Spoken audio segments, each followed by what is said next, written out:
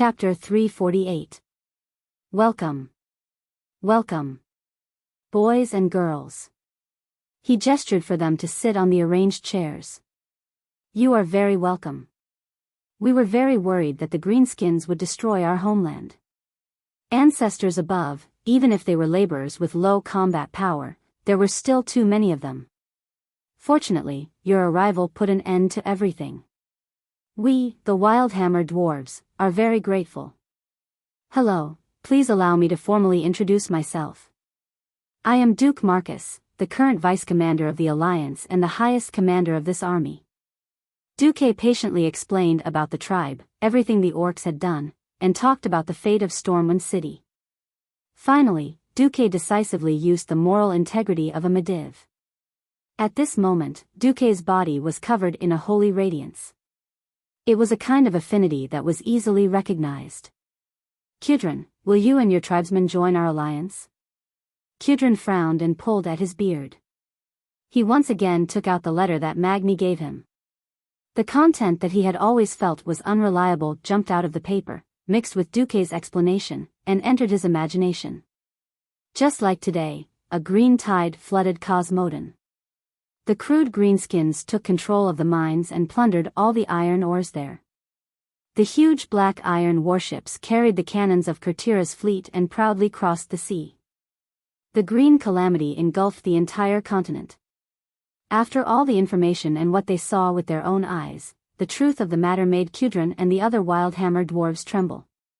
Indeed. Kudrin let out a long sigh. We, the Wildhammers, had a lot of conflicts with the Bronzebeard tribe. That was the reason for the terrible War of the Three Hammers. This is also why we left Cosmodon. But they are still our brothers, our tribesmen. When Kudrin said this, Duque already felt that there was hope. These dirty greenskins, this damned tribe, first attacked our brothers and plundered their land and the ores that have been passed down for thousands of years. Yes, ores are the dwarves' wealth and lives. Now they came to attack us. It was all thanks to your timely reinforcements that we were able to escape the fate of having our home destroyed. At this point, Kudrin suddenly changed the topic. That's right, I don't really like the timing of your support. But. Duque raised his eyebrows. But the threat these filthy creatures pose to the entire world is real, and you have indeed saved Eagle Nest Mountain. Kudrin slammed his hand on the armrest of his chair. Of course, we will join the alliance. We must work together to annihilate these orcs until they become pitiful creatures that can no longer pose a threat to anyone. He stood up and extended his hand to Duque. Without a doubt, you will receive Wildhammer's assistance. Duque reached out his hand and quickly bared his teeth. Damn it, this Kudrin is so petty. Why did he use so much strength? His hand was almost crushed. Kudrin suddenly laughed evilly, but the dwarves hate hypocrisy the most. There will definitely be Wildhammer's assistance, but how much more will depend on your ability. A certain Wildhammer king crooked his finger, and a group of short dwarves carried the wine that Duke had delivered and ran up to him, huffing and puffing. 10 barrels of wine were lined up in a row. Kudrin slapped one of the barrels. Come, don't play tricks. King against king, general against general. Every time we drink a glass, if you are drunk by me, I will give half of the Griffin Knights. If you have the ability to let me go, I will bring all the Griffin Knights with me. Of course, you have the right to refuse. At the end of the sentence, it was completely a threat. A pain in the ass threat. Duque subconsciously glanced at the corner of his eyes. At this moment, the Stormwind General star was shining brightly. Gavin Raddoom, one of the 5 paladins of the first generation. Reginald Windsor, who would later become a marshal. Tom Seamus, who died in the original history but would definitely be one of the first to become a marshal after his resurrection. Now, all the generals simultaneously took a step back. Their movements were neat as if they had practiced it countless times. Damn! Even if they don't have the spirit of brotherhood, there should be a pattern, right? Duque's eyeballs almost popped out. There is still one who didn't retreat. Before Duque's joy subsided, he immediately realized that the guy was Queen Sylvanas. Sylvanas raised his long golden eyebrows. His face clearly said, "What does it have to do with me when you men compete in drinking? Master, you can celebrate in peace. I will be responsible for taking you back to the bedroom to ensure that you will not do anything that will violate the alliance's etiquette and Duke identity." The little maid Vanessa, who rushed over to follow the army this time, made a proper lady's bow. "But why are there dozens of coiled ropes hanging around your waist? Once I'm drunk, you will tie me up like a dumpling, right? Oh, hell, are you the master or am I the master?" At this time, Kudrin's image began to enlarge infinitely in Duque's vision. It was already bigger than the dwarf's avatar. That was definitely a demon king's body size and pressure. Kudrin stood up, pulled out Duque's hand with a serious, lying expression, held it, and stuffed it into a huge wooden barrel-shaped wine glass. It was filled with fragrant wine. "As the king of wild hammers, I represent the 50,000 compatriots of the Eagle Nest Mountain to thank you. Duque. To the friendship between dwarves and humans, cheers." He said a lot of words of thanks, but it actually meant only one thing: "You damn brat, drink it." He only said this sentence, but it was enough. The group of bastards behind him also raised their glasses, to the Alliance. Alliance my ass. In order to please the dwarves, I poured alcohol into the sweet fruit wine that the dwarves like to drink. Duque's face turned pale. What does it mean to be caught in one's own trap? If you don't seek death, why do I have to seek death for no reason? When Duque raised his glass with a bitter face, the demon king of the wine table, Kudrin, said, "I'll drink first, you take your time, but remember to be fair." After that, Demon King Kudrin drank at least 500 milliliters of the so-called fruit wine with at least 50% alcohol in 3 seconds. Great.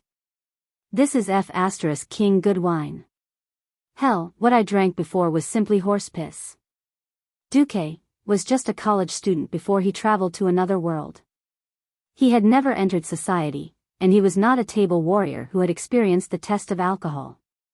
Although his body was not bad after traveling to another world, it was only average without special training. Suddenly, Duque had to face the demon king Kudrin. Duque wanted to cry. Duque secretly cried in his heart, "Why didn't I catch Lothar according to the original history? With Lothar as the scapegoat, it won't be my turn no matter what." Just as the wine entered his throat, a miracle happened. Chapter 349. The system elf appeared. "Dear host, do you want to drink 1,000 cups without getting drunk?" Nonsense. Do you have any good ideas? Physical ones. I can stimulate the growth of alcohol-dispelling enzymes in the host's body, making it harder for the host to get drunk. I can increase the host's alcohol tolerance by 5,000%, but at the cost of the host's stamina. Stop talking, let's do it. Less than 3 seconds after Kudrin finished his drink, Duke also finished his big cup with a gurgling sound. "Come on. Who's afraid of you?" Duque directly flipped the big cup over, and only a few drops of wine dripped down, indicating that he had drunk it all. For a moment, the crowd was in an uproar. Was Duque hiding his true colors? Or was he just acting rashly and showing his true colors later? Miss Alucia Barev looked at the huge wine barrel in confusion, as if she was tempted by the fragrance of the wine. Alucia waved her hand, and naturally, a dwarf maid helped to pour the wine. Alucia only took a small sip. At first, she felt that it was a little sweet, but in just a short minute, the overbearing alcohol spread from her stomach, and a warm current rose from her chest to her head. God! What wine is this? Alucia almost couldn't stand it. On the other side, when Kudrin saw that Duque didn't get drunk after 1 cup, the brute hammer king was very unhappy. After all, he almost choked himself. He thought to himself, "You can drink so much even though you're a pretty boy. Then why did you pretend that you couldn't drink just now? I just don't like that you humans have so many tricks. If I don't get you drunk today, my surname isn't Brute Hammer. Come, let's drink to our heart's content." A barrel of wine, even if it was a small one, was at least 10 liters, and it was quickly finished by Kudrin and Duque. It was true that Kudrin was talented. Duke on the other side was equally unfathomable. Most of the people around him who were drinking with him were swaying left and right, and the few that didn't die fighting on the table were also a little drunk. However, the two fellows in the middle of the field swayed and did not fall. "Hey, Duque, don't you think we're going to stop like this?" Kudrin wiped the wine off his beard and accidentally rubbed it on his eyebrows. "Well, old man Kudrin, how about something more exciting?" Duque elegantly wiped his mouth with a napkin, then poked the tip of his nose with his finger. "Mixed wine? That's the inevitable second stage, it's not exciting." Kudrin raised his hand. "Bring me all the models on my military map. And my baby." Soon, a large number of Griffin Knight models were placed on the table. "From now on, I'll put in an additional squad of 8 Griffin Knights for every round. In exchange, you have to give me 10 more barrels of this wine." "No problem. I'm not done yet. From now on, we'll drink together." Each round had to be different from the previous one. "And we play dice." "What dice?" Seeing a dwarf servant bring a dice the size of a fist, Duque could not help but laugh. "Damn, should I say it's common for alcoholics in every world?" He saw that each side of the dice had different contents written on it. On it were the words, "as much as you want," 1 cup, 2 cups, and of course, the most terrifying one was the table clear. Now, there were at least 20 different kinds of wine on the table. At that moment, Duque's 100,000 alpacas were running wildly in his heart. He even wanted to die. 5,000% increase in alcohol-reducing enzyme sounded like a lot, but if he was weak, 5,000% was 50 times, and 50 times was only 250. 1 table clear was definitely enough to kill him. Hee, you can only drink 1 cup in each round, but drinking 1 cup is only considered as breaking even. You have to drink a different cup before you can throw the dice. The cup on the dice is what the opponent wants to drink. The opponent can only start their own round after they finish drinking. At that moment, Duque did not want to know anything. At that moment, he just wanted to make a phone call, call a mage to send a message to Lothar. If he died because of alcohol poisoning, would it be considered as a work injury? The cruel battle began. Duque attacked first. His face was dark, and after drinking 2 cups, Kudrin was only hit with, "as much as you want." This shameless brute Hammer King actually only took a small sip in order to cheat him to drink. Wasting an opportunity would bring retribution. Kudrin attacked from the back and hit Duque with 5 cups. Seeing that the situation was not in his favor, Duque decisively cheated. He let the system elf control his muscles and threw a table clear at Kudrin. However, life with cheats did not need to be explained. Kudrin actually did not fall. He actually did not fall. After the wine on the table was refilled, he very shamelessly returned a table clear to Duque. Duque was defeated. Just a little bit more, looking at the system notification that said, "You still need 1% more alcohol before you will be completely drunk," Duke was stunned as he held on. He continued to cheat and returned another table clear. This time, the wine table demon Kudrin finally showed signs of not being able to hold on. He almost used all his strength to give Duque another cup. At that moment, the Alliance's wine table commander, Duke Marcus, with the most tragic expression, drank the cup of wine, and then collapsed. The winner has been decided? No. Under the cheers of the brute hammer dwarves, Kudrin raised his cup high, but he could not drink even half a drop. At that moment, Kudrin seemed to be possessed by something. He loudly sang a majestic and lonely song, "This body is the bone of wine. Blood infuses wine, heart is like a wine jar. Undefeated in countless wineries. Never retreating in defeat. Never had a confidant.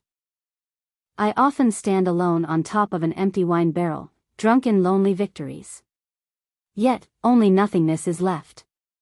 Then this body is destined to be born for wine, to fight for a drinking buddy." After singing, the cup in his hand fell to the ground. "I declare, from today onwards, Duque is my brother. With that, the wine table demon Kudrin Wildhammer collapsed. He let out a thunderous snoring sound. It was actually a tie. Kudrin, who could single-handedly defeat an entire team of opponents in a drinking contest, was actually tied with the young human mage Duque. One could imagine that Duque's name would spread throughout the entire Eagle Nest Mountain in a single night. Yes, that's right. Duque led the army to save the Eagle Nest Mountain, but his name might not be known by everyone. But Duque defeated Kudrin at the wine table, so Duque's name was destined to spread throughout the dwarven world. The dwarves' worldview was so strange. Only those who could fight and drink the most would be famous. They found that no one was still standing at the guest and host seats. The aftermath teams from both sides came out to clean up the battlefield and pick up their respective corpses. A dwarven auntie who seemed to be Kudrin's wife threw Kudrin onto a small cart and pushed him away like she was about to dump garbage. Vanessa dragged Duque's leg and dragged him away like a dead dog. Chapter 350. A drunk man weighed a ton. This was the common thought of every woman who had no choice but to serve a drunk man.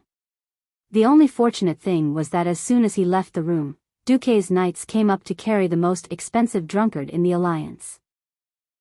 Leave it to us from here to the VIP room. Cassar Ulysses, who had been chosen as the captain of the knights, smiled as he took Duque. With the alliance operating well and winning every victory, it was not an exaggeration to say that Duque was the most important person in the alliance. There was even a slightly exaggerated saying that the Sword Saint of the Fireblade clan could assassinate anyone. As long as Duque was still around, the alliance would not collapse. Cassar and another knight each held on to Duque's arms, while 12 fully armed knights escorted Duque to the room in the state guesthouse.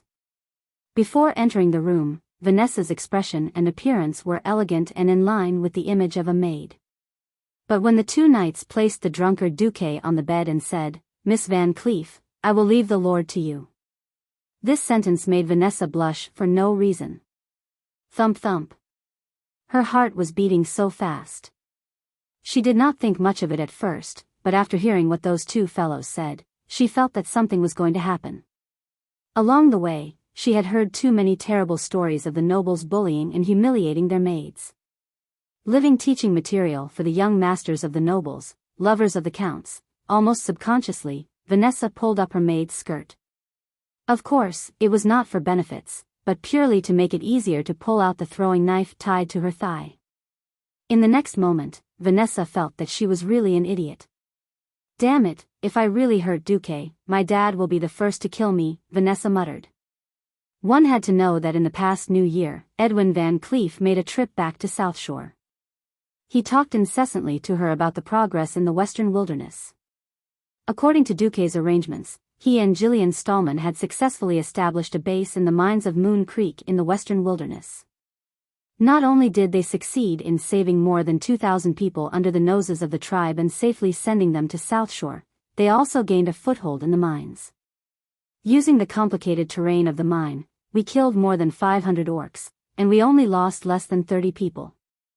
That's why we decided to name it the Dead Mines. This means that it's the grave of all beast men. Edwin did not know that he had made history take an interesting turn. Dead Mines had appeared in advance, but in a different form, a form that was more righteous and glorious. "Vanessa, I heard about Master Marcus's feat, another several 100,000 beastmen. Oh, by the holy light, I think Master's wisdom is almost on par with Thoradin the Great. A hero who fought against the evil alien race in the human world. But can you imagine? If something bad happens to him, how can I, Garion, Reginald, and the other ministers continue to be loyal to our master?" Lucien thought to himself. "Oh, just thinking about it breaks my heart." Vanessa was speechless when she felt her father's fanatical worship of Duque. Vanessa was still young and did not have much of a sense of Duque's greatness. At most, she felt that Duque was very powerful. The problem was that her father wanted to gift his daughter a gift. Remembering that she was already 14 years old, soon to be the generally accepted age of 15 for marriage, Vanessa felt conflicted. The only fortunate thing was that although her father's hints were very obvious, he was still a father who doted on his daughter and did not directly force her. The memory ended. Alright, here's the problem. What if Duque went berserk and she gave in? Or not? Feeling extremely conflicted, Vanessa poked Duke's rather handsome face with her index finger. Huff huff huff. He breathed evenly. This bullshit Grand Duke's alcohol tolerance was pretty good. At least he didn't go berserk after getting drunk, nor did he go berserk. Squatting at the head of the bed, she looked at Duque's calm and youthful face. She could not imagine that this ridiculously young man was the core figure of the Alliance who controlled hundreds of thousands of soldiers and the future of the entire human race. What if, seems, not? Before Vanessa could finish talking to herself, she suddenly heard a commotion at the door. Let me in. I have the most urgent matter to look for Duque. It was a female voice that Vanessa was familiar with. My apologies, His Excellency Vice Commander just had a drinking contest with His Majesty Qutran Wildhammer and is now dead drunk. If there's anything, please talk tomorrow. This was the voice of the Knight Captain, Casa. Clearly, he and his men were blocking the way. By the sun well. How can he get drunk at this time? No, I have to see him, I can't wait a second longer. Get out of the way, even if you have to splash him with water to wake him up. This was the voice of another woman. Most of the Wildhammer dwarves' houses were built in caves. In the entire state guesthouse, apart from a secret exit for escape, there was only one main door.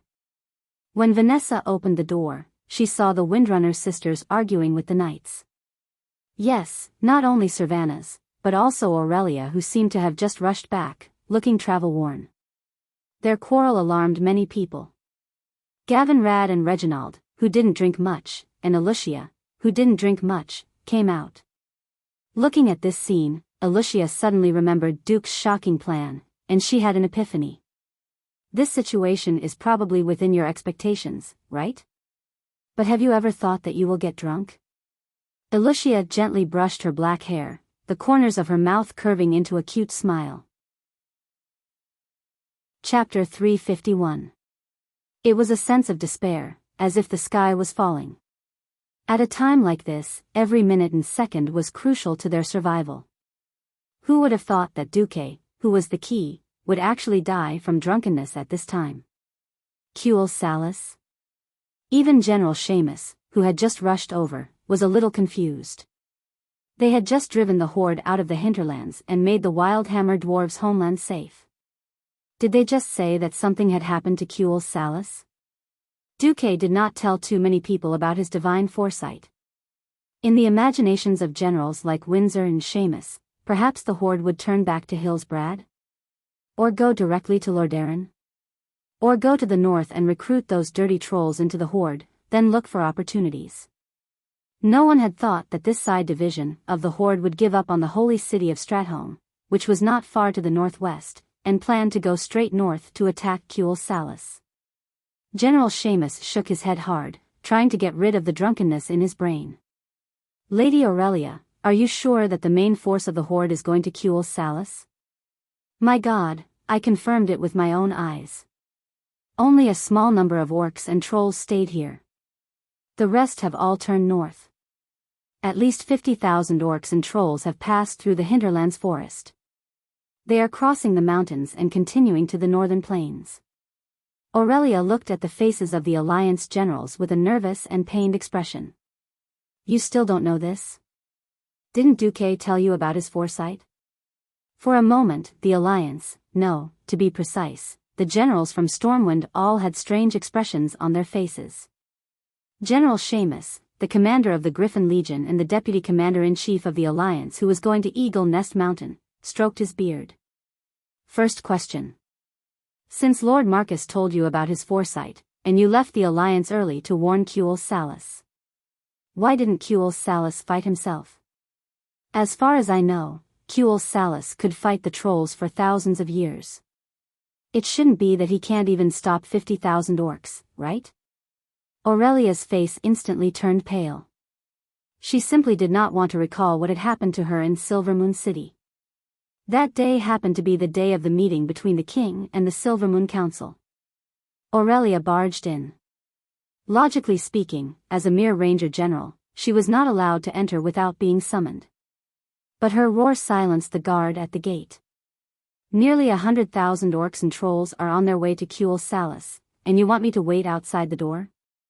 She used her reputation and aura to overwhelm the guard. Under the protection of 4 royal guards, Aurelia barged into the meeting room. The decorations in the Silver Moon Council Hall were very beautiful. Between the gorgeous gold and the warm fiery red, there were tall white jade pillars and walls. Every decoration and curtain here was a priceless work of art. If any one of them leaked out to the human world, it would cause all the nobles to fight over it, and it would be auctioned off at an unimaginable price. Aurelia was not in the mood to appreciate it. She completely ignored the huge red kite shields of the 4 guards beside her, ignored the long double-headed scimitars in their hands, and did not have the mood to see how the Silver Moon Council, one of the rulers of the High Elves, reacted. Many of the rulers of the High Elves stood up from their chairs, surprised by her intrusion. From beginning to end, Aurelia's attention was only focused on one person, an Astrian Sunstrider, the king of the High Elves. "What's going on?" An Astrian asked his chief guard. The chief guard looked embarrassed. He could only grit his teeth and shake his head. The High Elf King was already old, very old even for an elf. His long hair had turned white, and his skin was like parchment, like a piece of withered wood. He already looked very weak, but his blue eyes still revealed a trace of majesty, and his voice was also full of majesty. Aurelia instinctively wanted to retreat under his anger, but then she remembered why she was here. She straightened her back. "I am Aurelia Windrunner," she announced loudly, even though she knew that most of the council members recognized her. She announced loudly, even though she knew that most of the council members recognized her. "I followed the orders of His Majesty the Sunstrider and supported the son of Emperor Saladin. I fought alongside the humans in the Hillsbrad Hills and the Earthy Highlands in many battles. Then I came back here with a very serious message." Aurelia tried to use the most serious tone to attract the attention of the council members. Unfortunately, she still frowned because she felt that the council members did not care. She could only bite the bullet and continue. "The tribe that the humans warned us about is real and extremely powerful. Most of them are strong orcs that are 8 feet tall and weigh more than 400 pounds, but there are some other creatures, such as the forest trolls."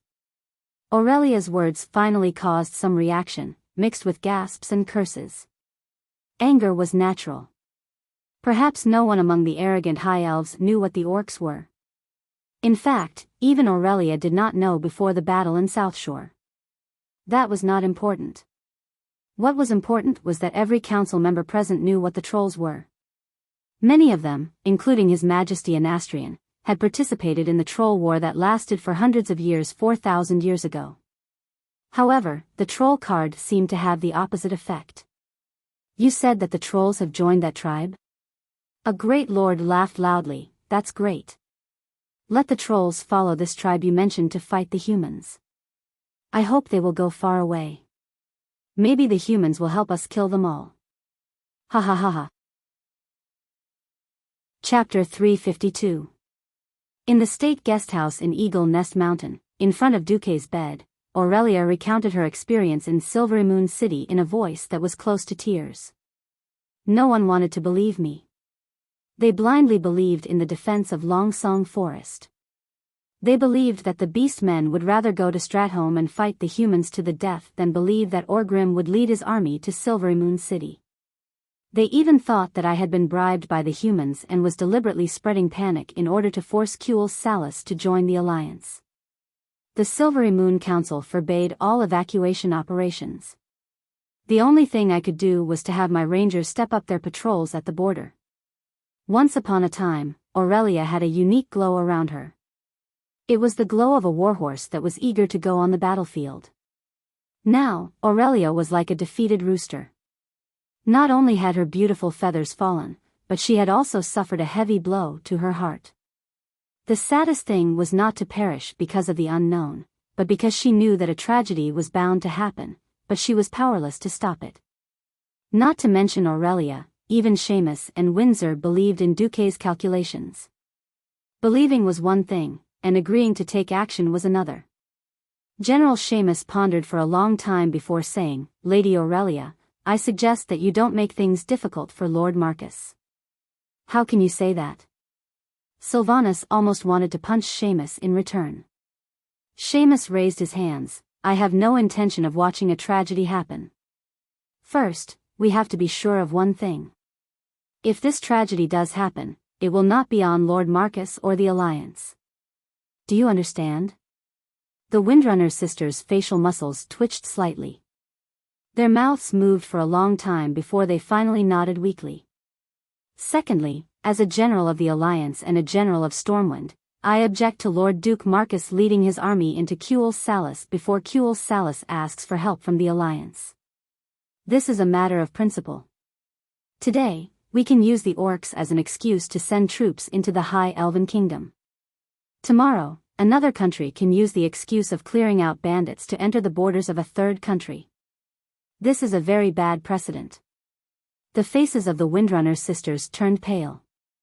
At this time, General Seamus added, "Of course, the final decision is in the hands of Sir Marcus.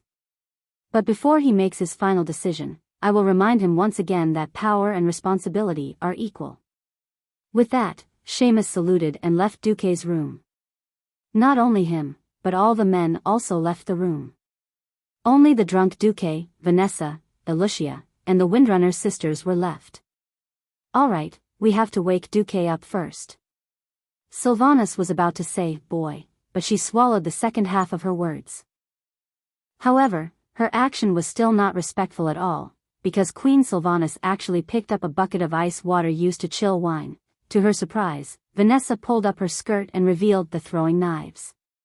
And Elucia's magic circuit quickly turned, condensing an ice cone suspended in midair. "As the master's maid, although I don't like him, I can't let you do anything to the master. As half a disciple of Sir Marcus, I also can't allow you to disrespect the master." If it was any other time, Queen Sylvanus might have dealt with them. This was a sensitive time. A group of fully armed knights were listening outside the thin door. They would rush in at the slightest sign of trouble and chase the sisters out without hesitation. The worst thing was the relationship between Cuel Salis and the Alliance. Because he refused to join the alliance between the elves and humans had already regressed to the point where it almost existed in name only. Don't look at how these arrogant and valiant soldiers treated the Windwalker sisters with respect before. If something happened to Duke, they would be the first ones to react. Aurelia pulled her sister and bowed gracefully. "Sorry, we have no intention of hurting Duque. But the situation is urgent. I would like to ask. What do you allow us to use to wake him up?" "You can't hurt him." Vanessa replied immediately. "No pain." Elucia cared more about Duque from the bottom of her heart. The Windrunner sisters were dumbfounded. "I'll go first." Sylvanus walked over confidently and pinched Duque's nose. Duque stopped breathing. 1 second, 2 seconds, 5 seconds, suddenly, Duque vomited. A large amount of sour and rancid vomit flew out of his mouth. Queen Sylvanus was startled and jumped away. Fortunately, there was a wizard here. Elucia cast a small ice cone spell that lasted less than a millisecond, blowing Duke's vomit out of the bed and freezing it on the ground with ice elements.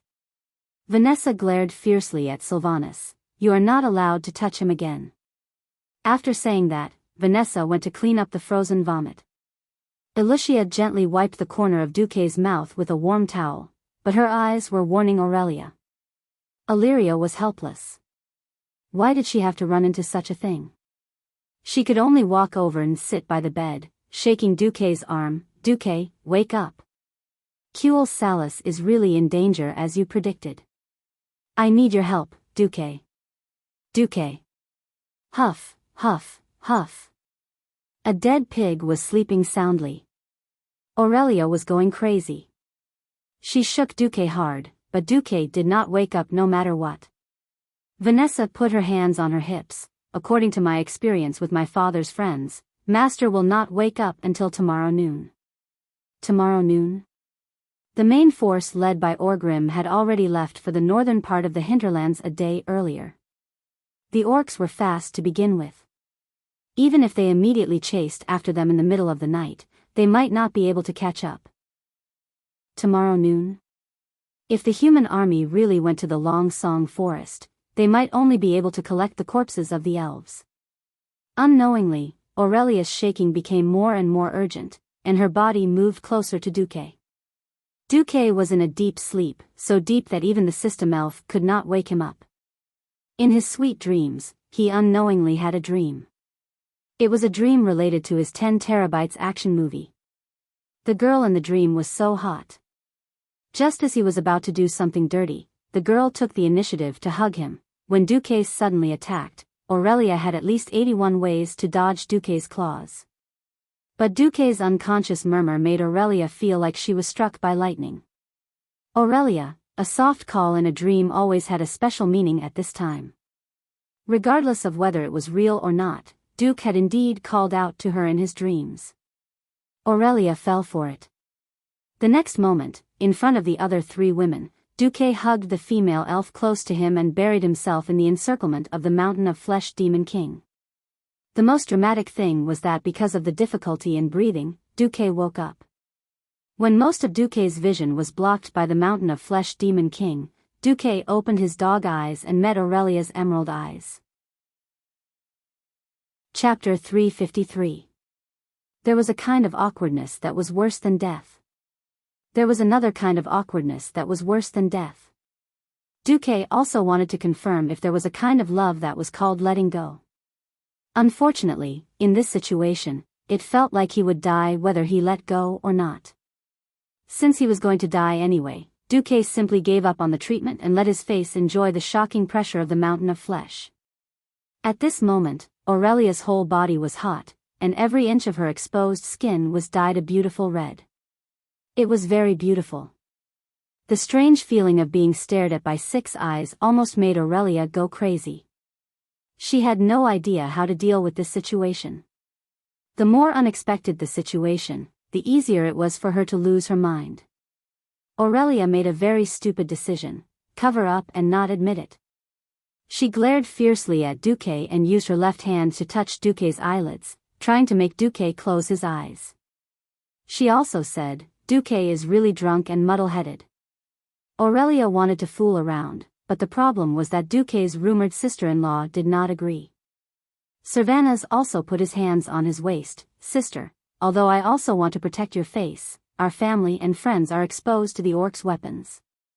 Sister, even if you are embarrassed, I still have to say, Duque is awake." Aurelia might be able to fool Vanessa and Alusia, but she could never fool her sister. The elves' long ears had a special ability called listen, which could hear sounds that were farther and had a wider frequency than humans. The change in Duque's breathing could not be hidden from Queen Sylvanas. In this emergency situation, Queen Sylvanas directly pierced through this piece of paper. At this moment, Aurelia wanted to die.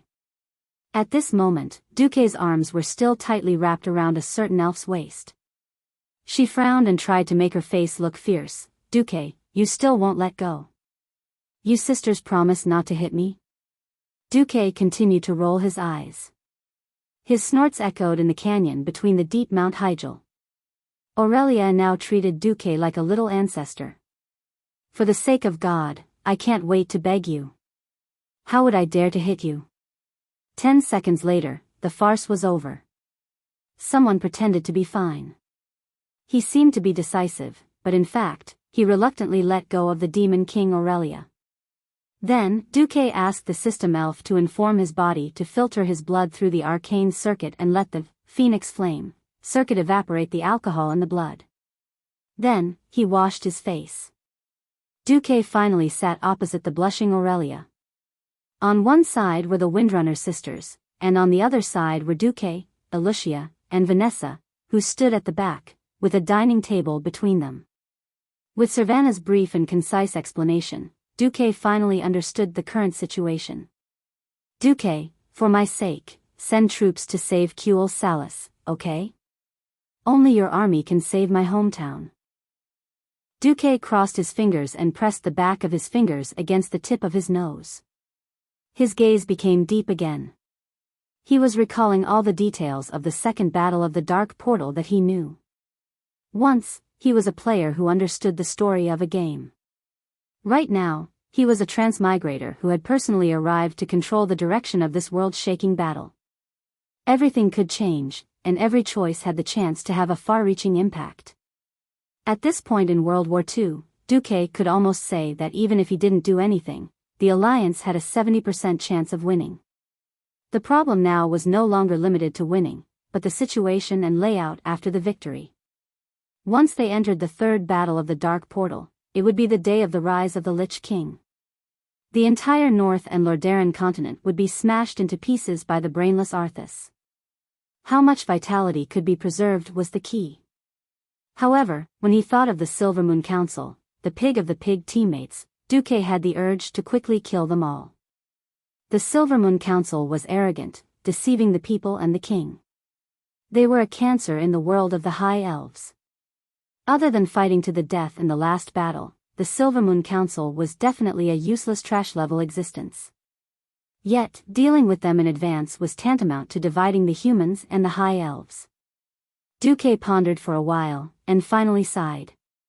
Seamus is right.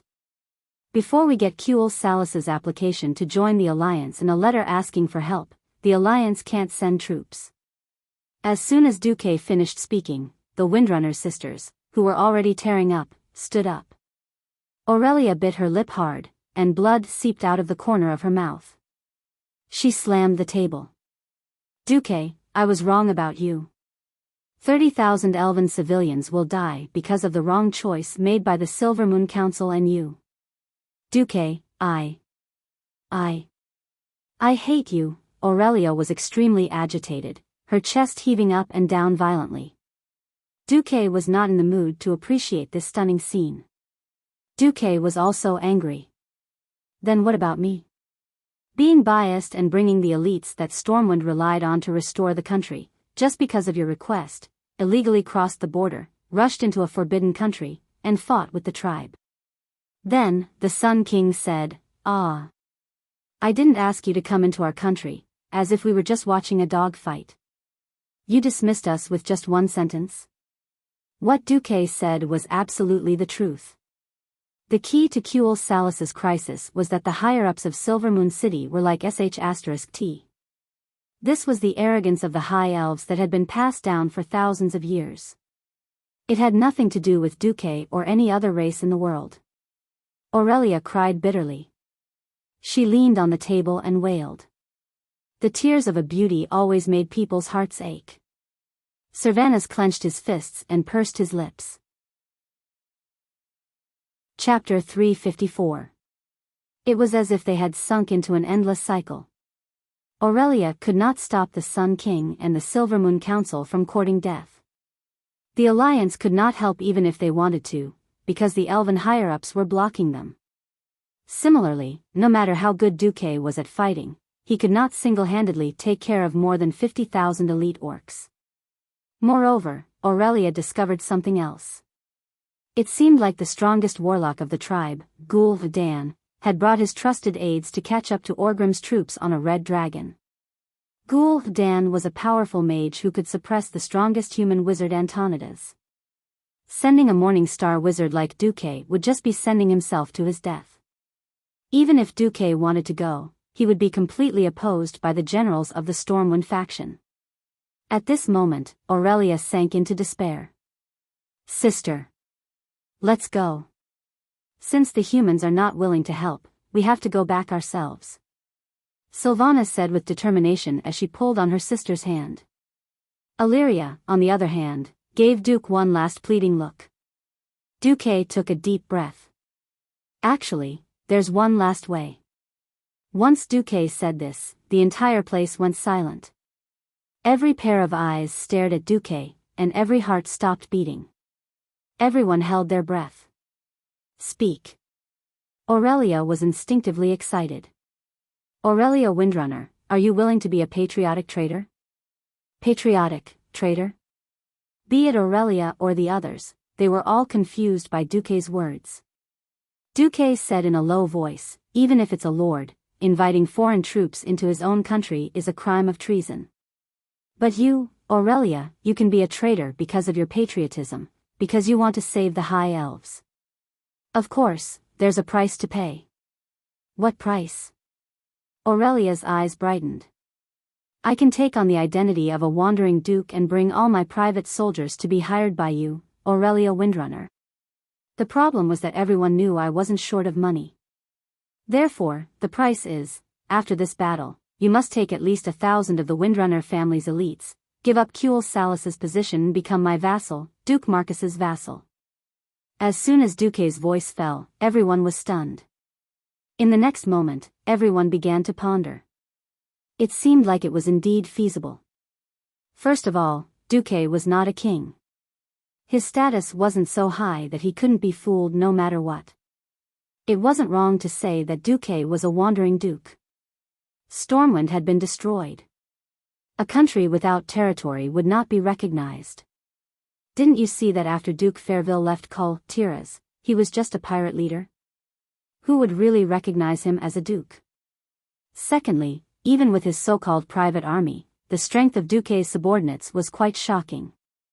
Apart from the basic 10,000 private soldiers, Duque also had a group of mages. Moreover, it would be difficult to fool them. Finally, there was the price. From a legal point of view, even if Kuel Salas joined the alliance, someone had to take the blame for this kind of thing. Everyone knew about the ambiguous relationship between Duque and Aurelia. The problem was that if Duque really wanted to marry Aurelia, it would be super troublesome. The union of a duke from another country and General Kuel Salas must be approved by the Sun King and the Silver Moon Council. When that time came, it was really unknown what kind of trouble Duque and the Windrunner family would be in. Duque took this opportunity to pull Aurelia out of it, killing 2 birds with 1 stone. Moreover, there were 1,000 of the strongest elven rangers on the continent. It was precisely because of these conditions that Duque's deal would not seem to be a loss in the eyes of all the nobles. Otherwise, the nobles would only think that Duque was an idiot. If the Sun King really wanted to pursue the matter, no one except Stormwind would protect Duque. At this time, Aurelia fell into infinite entanglement. A patriotic traitor in exchange for the survival of tens of thousands of his compatriots. Aurelia's conscience and affection for Duque instantly prevailed in both rational and emotional aspects at the same time. Duque, I can personally promise you. But I can't give a definite answer on behalf of the rangers of the Windrunner family. No. 1,000 rangers, not one less. This is a matter of attitude. Unexpectedly, it was Lucia who bargained for Duque. Duque was stunned. What surprised Duque even more was yet to come. I know my brothers and sisters. There can't be 1,000 rangers of the Windrunner family who are willing to give up their homeland. 300 is already the limit, Servanas interrupted. Lucia was anxious. We can't accept such conditions. Of course it's not fair. However, as long as you can cover the evacuation of more than 20,000 civilians in Longsong Forest to Silvery Moon City, Duque, I'm willing to give up my position in Kuel Salas and become your vassal together with my sister. Duque's brain went blank for a second. Surprise. This was definitely an unexpected surprise. Duque had never thought that he could gain so much from attacking Kuel Salas with the help of the tribe. That was Aurelia and Sylvanas. The eldest and second children of the Windrunner family. The 2 strongest rangers in the world. In terms of strength, even the third sister, Sasha, was still a distance away from them. Not to mention, in the original history, one was a great hero in Stormwind City's King's Valley, and the other was a queen who could summon wind and rain in the tribe, and even become the chief of the tribe in the distant future. Damn it, this was really a big win. If there weren't so many people watching, Duque really wanted to immediately shout, I've tricked Aurelia and Queen Sylvanas into my hands. At this moment, Duque finally felt a sense of pride for completely changing history. Chapter 355. A king's speech was often a form of art. Some words could not be said directly. In any case, Duque, Aurelia, and Seamus understood. Seeing Seamus silently request the dwarves to forge 20,000 Duque private soldier badges, Aurelia held Duque's hand at some point. She knew very well that Duque had used his connections to the extreme. Everyone knew that in all of Stormwind, apart from the Royal Knights under Lothar's direct command, Seamus Griffin Legion was the best fighter. The former could fight, but there were too few of them. The latter was the true main force of Stormwind. After repeated expansions, the Griffin Legion had expanded to a huge army of 20,000. The core was still the Griffin Legion that had retreated from the Reedridge Mountains to Stormwind City. These warriors who had gone through many battles were the foundation of Stormwind Kingdom's revival, the cream of the army. Now, with a single request from Duque, Lang allowed him to get them to pretend to be private soldiers. Moreover, 30,000 soldiers was the limit of a Grand Duke's strength. Not breaking the rules was better than breaking the rules. Perhaps it could be explained as a strategic need, but no one could ignore the huge risks they had to bear, as well as the almost unbearable camaraderie. It was impossible for a friend to gamble the future of a kingdom with millions of people to save tens of thousands of his own people. Loyalty and camaraderie had always been difficult. According to Duque, accompanying her to death was already doing his part as a friend.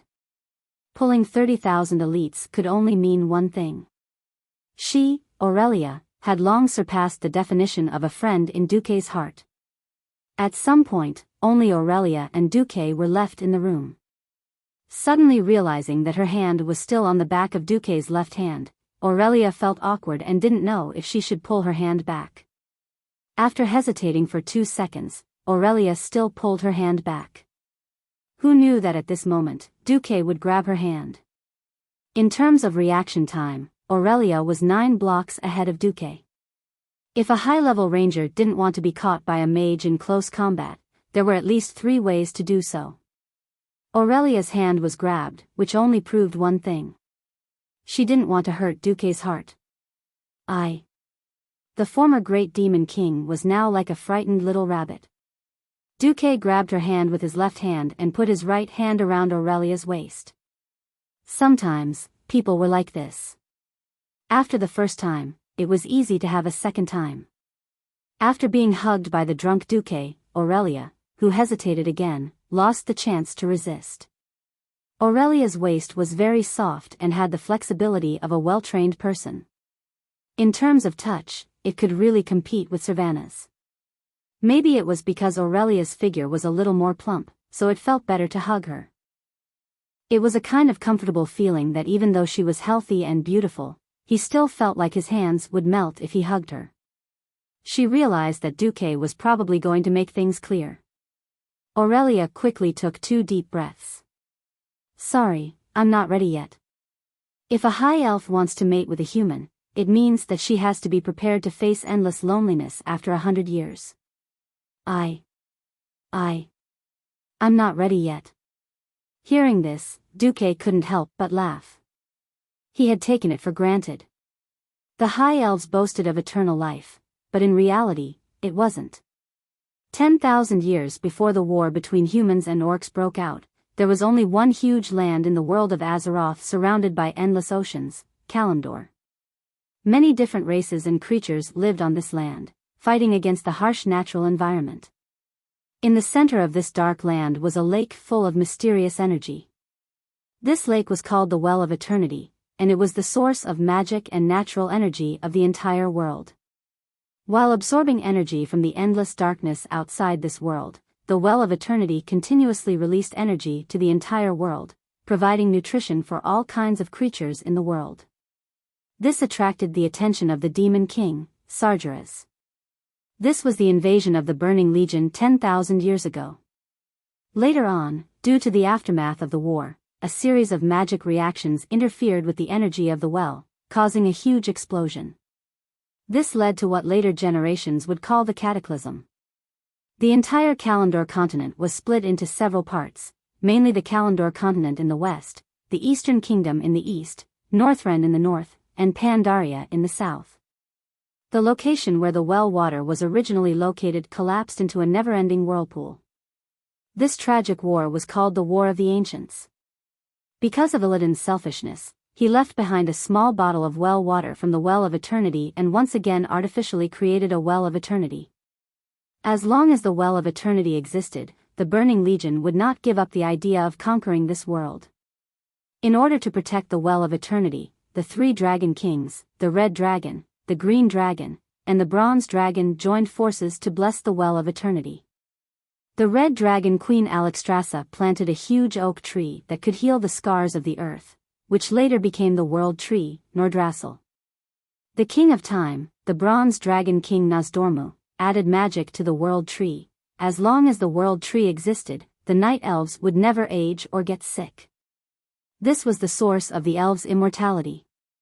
In fact, after being exiled by the Night Elves, the High Elves lost the power of immortality. However, for humans, the lifespan of the elves was still extremely long. Duque understood Aurelia's concerns, but he couldn't tell Aurelia that the legend of the elves' immortality would be mercilessly broken in the near future. Of course, he had another way to comfort Aurelia and break down her defenses. Duque took out his bird's head. Ah! Don't get the wrong idea. If you get the wrong idea, face the wall. This was just the head of the artifact magic staff, a tiche, which happened to be in the shape of a wooden bird's head. This is a tiche's? Feeling the powerful magic waves on it, Aurelia could totally imagine how shocking the power of this magic staff would be when it was complete. The previous guardian, Aegwin, seems to be more than 800 years old. Duque seemed to be saying something irrelevant, but he was actually reminding Aurelia that he, who had obtained the inheritance of Medivh, actually had other ways to obtain immortality. Aurelia's face instantly turned red. If it was said that she was unwilling to break down her defenses before because of her lifespan, then now, under the premise that both of them had almost endless lifespans, all the obstacles that she had set up were not valid. No, actually. Aurelia was completely confused. Facing Duque's gradually approaching face, she was completely at a loss. Duque gave her a light kiss on her smooth forehead. Gazing at Aurelia's emerald eyes, Duque smiled suavely. I know, you are thinking about your brethren and have no time to be distracted. But after that... Aurelia ran away, as if she was flying. Duque shrugged. This isn't a fair competition in the arena. If Orgrim can send his army to harass us, why can't I send people to stop them? Don't forget who predicted that the Horde would march this way. Well, the hint is FFF. FFF was naturally Duque's flamethrower army. It was now the middle of summer in May, so it wasn't too difficult to set fire to the forest. Even though Aurelia hated burning the forest as an elf, they were facing a great enemy, and she wasn't a druid who believed in nature. It didn't matter if it was a black or white cat, as long as it could catch mice, it was a good cat.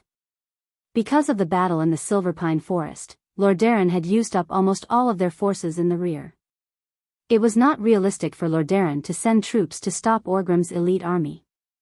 There was no other way to delay the Horde's army with a small number of troops. Aurelia came to a sudden realization, and her expression suddenly became very interesting. Bastard, you already planned everything, and then forced me to betray my country and become your vassal? Completely disregarding everything, Aurelia pounced on Duque, opened her white teeth, and bit down hard on his left shoulder. Ah! It hurts. Are you a puppy? It wasn't a joke, Aurelia's bite was really painful. It was as if her entire flesh was about to be torn off. Duque's tears flowed out. Aurelia's teeth were very good, but she didn't bite down anymore. Duque felt something wet on his shoulder. Aurelia was crying. Turning his head, Duque saw crystal-clear tears rolling down Aurelia's beautiful face. Duque was speechless for a moment. I know, you didn't do this on purpose. If it wasn't for Anastrian and those bastards from the Silver Moon Council, you wouldn't have to be so uncomfortable. I just feel very tired. If I knew that a tragedy would happen but couldn't stop it, would really collapse. I'm so tired, let me rest for a while. But I warn you, don't attack me. Otherwise, I will hate you. As she spoke, Aurelia hugged Duque and let out a sweet sound. Gently stroking Aurelia's long golden hair, Duque revealed a faint smile. You've worked hard, sleep well. Aurelia was indeed very tired. After Duque informed Quels Salus of the danger, because there were still a small number of tribal warships on the sea route, it was not safe. She first took a team of nearly 1,000 rangers and marched nearly 1,000 kilometers back to quell the loss. After warning her motherland and realizing that it was useless. Then, he rushed to the Long Song forest and mobilized the people to prepare for evacuation. After realizing that the warning to her motherland was useless, she desperately rushed to the hinterlands to seek help from Duque. Ever since Duque arrived at the Arthi Highlands, Aurelia had not had a good rest. Now that she was finally relaxed, she naturally slept like a log. Duque carried her, gently put her on his bed, covered her with the quilt, and walked out of the door. As soon as he walked out of the door, Duque immediately sensed multiple gazes on his face. Humph. If you dare to take advantage of this time, I will definitely kill you. Queen Sylvanas left a harsh remark and then left. Duke didn't reply. He stared blankly for 2 seconds as Queen Sylvie turned around and left. Then he rubbed his nose. I knew you were eavesdropping. Who the hell would touch Illyria at this time? Duque looked at Vanessa. The disobedient little maid suddenly muttered to herself, sigh, I'm really a busy maid. I'm just a maid, but I have to follow her to the battlefield. I don't know if my black-hearted master will occasionally be kind enough to give me a raise. Pfft. No matter how many times he saw Vanessa, Duque felt a little funny. This girl seemed to dislike him no matter what, but she would always help him with the housework. Well, your master is rich. In the future, your salary will be doubled. That's more like it. I can go change to a dagger. Is there a maid like you? Chapter 357.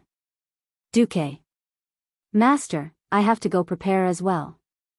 Lucia also stood up and bowed. Actually, it's going to be a rapid march. If you think it's too tiring, you don't have to go. Duque advised. No, it's better to serve the Alliance than to stay in a safe place and deal with those insincere courtship. Lucia smiled sweetly. Looking at Lucia's gentle and sweet smile, Duque felt that, it seemed like, forget it. Duque rubbed the back of his head, then rolled to the next room to catch up on his sleep. 8:00 in the morning. Whether they were willing or not, the leaders of the Alliance in the Eagle's Nest Mountain were all awake. Looking at Aurelia who appeared beside Duque, and listening to the explanation of the military situation, Kudrin Wildhammer frowned. Even if we know that this is a feint, as long as the Horde army in the Hinterlands forest is not destroyed, the Wildhammer dwarves' homeland will still be threatened. This is not just a feint. I'm afraid that before ensuring the safety of the Eagle's Nest Mountain, the Wildhammer dwarves will not be able to provide any more assistance. Duque pointed at the map. The trolls have been here for thousands of years, and no one has been able to truly destroy them.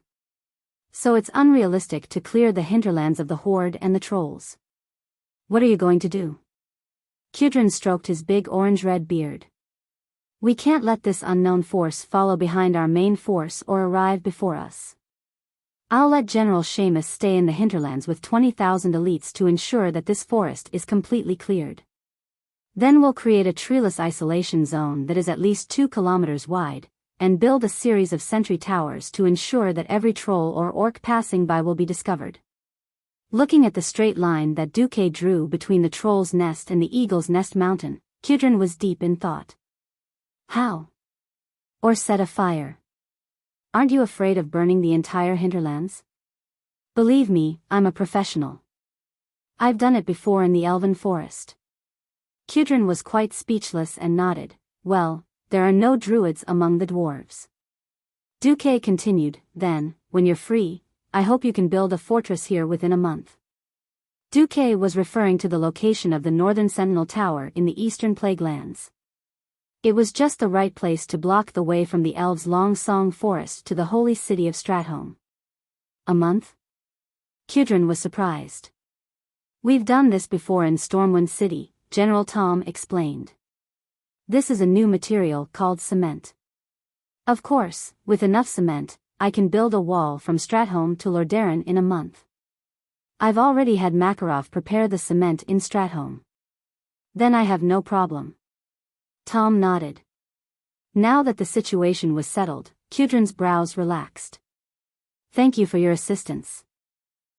He said respectfully, when the hinterlands is safe again, my Griffin Knights and I will catch up with you and go to the north to deal with the remaining tribes. Thank you, King of the Barbarians. Duque bowed and turned to the others. All right, ladies and gentlemen, don't just stand there. Let's get to Kuel Salis in 10 days. 3 days later, Orgrim almost went mad with anger. This should have been a seamless transition. The humans would have panicked and thought that they would lead their army to break through the poison fog canyon to the west to attack Alterac. They would have feared that they would attack Andoril to the northwest to attack Lordaeron. They would even think that they were going to attack the weakly defended Stratholme. Obviously, the humans had predicted their path. It was unknown whether or not Duke Marcus, who should have been killed 10,000 times, had anticipated this, but their path forward was blocked. If it was a human army of 100,000, Orgrim wouldn't be afraid. Unfortunately, it wasn't. A crimson light was reflected in the eyes of the orcs. They were no strangers to this kind of light. Because they had seen it at almost the same time last year when the orcs were determined to take down Stormwind City. There was one in the north, and another in the northwest, and a third in the northeast. The fourth red light in the west was getting brighter and brighter. Along with the red light, a huge pillar of black smoke pierced through the clouds. There were at least 4 fires, and it was obviously arson. The forest fire was so fierce that it seemed to light up the entire cloud layer, turning the clouds into rolling and burning clouds. When it was obvious that they lacked manpower, the humans directly set fire to the forest to stop the horde's advance. Not all orcs came from the Blackrock tribe that was born with high fire resistance. Similarly, even if the trolls had good self-healing abilities, they couldn't just pass through the burning forest. It was either turn around or wait for the forest fire to die out. Since the humans were already prepared, it was probably useless to turn around. Orgrim gritted his teeth and ordered, "Let's wait near Lake Meridal." The orcs originally won with time, but the humans were stalling for time. There weren't many humans here, but this was human territory after all. Orgrim originally wanted to use the large forest as cover to quickly pass through this area and enter Kuel Salis. Now it seemed that this idea had been foiled. Opening the map, for a moment, Orgrim thought of not fighting the High Elves, and directly attacking the major human cities, such as Stratholme or Lordaeron. But he immediately realized that Zhu Jin was staring at him to see if he would fulfill his promise. The relationship between the orcs and trolls was still very weak. Orgrim knew very well that trolls had the qualities that the orcs needed. The orcs' talent determined that they were best suited to be warriors, and a few could be shamans or warlocks. The orcs lacked talent in long-range attacks. The presence of the trolls made up for this. Orgrim changed his mind. "Zhu Jin, I heard that the elves are the enemies of all trolls." "You are right, great chief. The trolls here in Zul Mashar seem to be some Moss clan." "The Moss clan," Zhu Jin corrected Orgrim. "All right, since our troops can't advance for now, I'll give you a mission. Contact the Moss clan and ask them to attack Eversong Forest together." Orgrim's reddish-brown face had a sinister smile. "Since we can't ambush them, let's attack openly. I want you and your people to contact all the trolls nearby. Let's play big." Chapter 358. The night was peaceful, peaceful, and peaceful. The forest that had been burnt to a crisp was as silent as a graveyard that could bury everything. As the last spark in the forest died out, the heat between heaven and earth finally came to an end. A group of human sentries were stationed at the intersection of the bluestone path between two huge forests. They had a standard security system, with enough fire to expand their field of vision, as well as sentries that were either out in the open or in the dark. However, outside the shadow of the bonfire, a huge but completely silent shadow had snuck into their security perimeter. They slowed down and cautiously took each step on the charred, carbonized ground. Their hands gripped tightly onto various weapons to avoid making any clashing sounds as they moved. It was obvious that their worries were unnecessary. Humans were far less sensitive than their long-eared allies, the elves. The land was pitch black, with only the occasional ray of moonlight shining through the gaps between the thick clouds. The moonlight shone on the ground, creating a strange scene. Darkness was fatal to humans, but it was nothing to the trolls. After years of traversing the forest, the trolls had the innate ability, night vision. No, it should be said that the Dark Elves, who were a mutated branch of the Dark Trolls 14,000 years ago, had inherited their innate ability from the trolls. At that moment, the trolls' pupils dilated, sweeping away the darkness. Every detail of the burnt forest could be seen clearly. The trolls were furious at the humans who destroyed the forest. Therefore, when they attacked, they threw out spears that were filled with rage. Almost in an instant, a team of 12 people completely disappeared from this world. 3 days later, with the help of the fire blocking the horde's path, Duque's reinforcements had closed the distance between them and the horde to 120 kilometers. This was already a very sensitive distance. If they marched without any regard for their lives, they could reach the horde in half a day. But at that moment, Duque had lost track of the horde's army. It wasn't that Orgrim's army had disappeared, but all the scouts that Duque had sent out from Stratholme were killed. Not only did they kill the scouts, but even the 5 FFF flamethrower squads that Duque had sent out were wiped out. Duque's face was livid. What made Duque and Aurelia waver was yet to come. Knowing that his army's movements had been exposed, Orgrim decided to use a beautiful method of suppressing the enemy with information. He didn't just send out Zujin's troll army to hunt down human and elven scouts. He also ordered Zulahid's dragoons to attack all the human settlements in the area.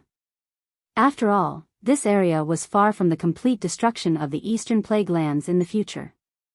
Not only was it barren, but it was also filled with plagues and death. As the rear of the Rotterdam kingdom, it was still an important source of food.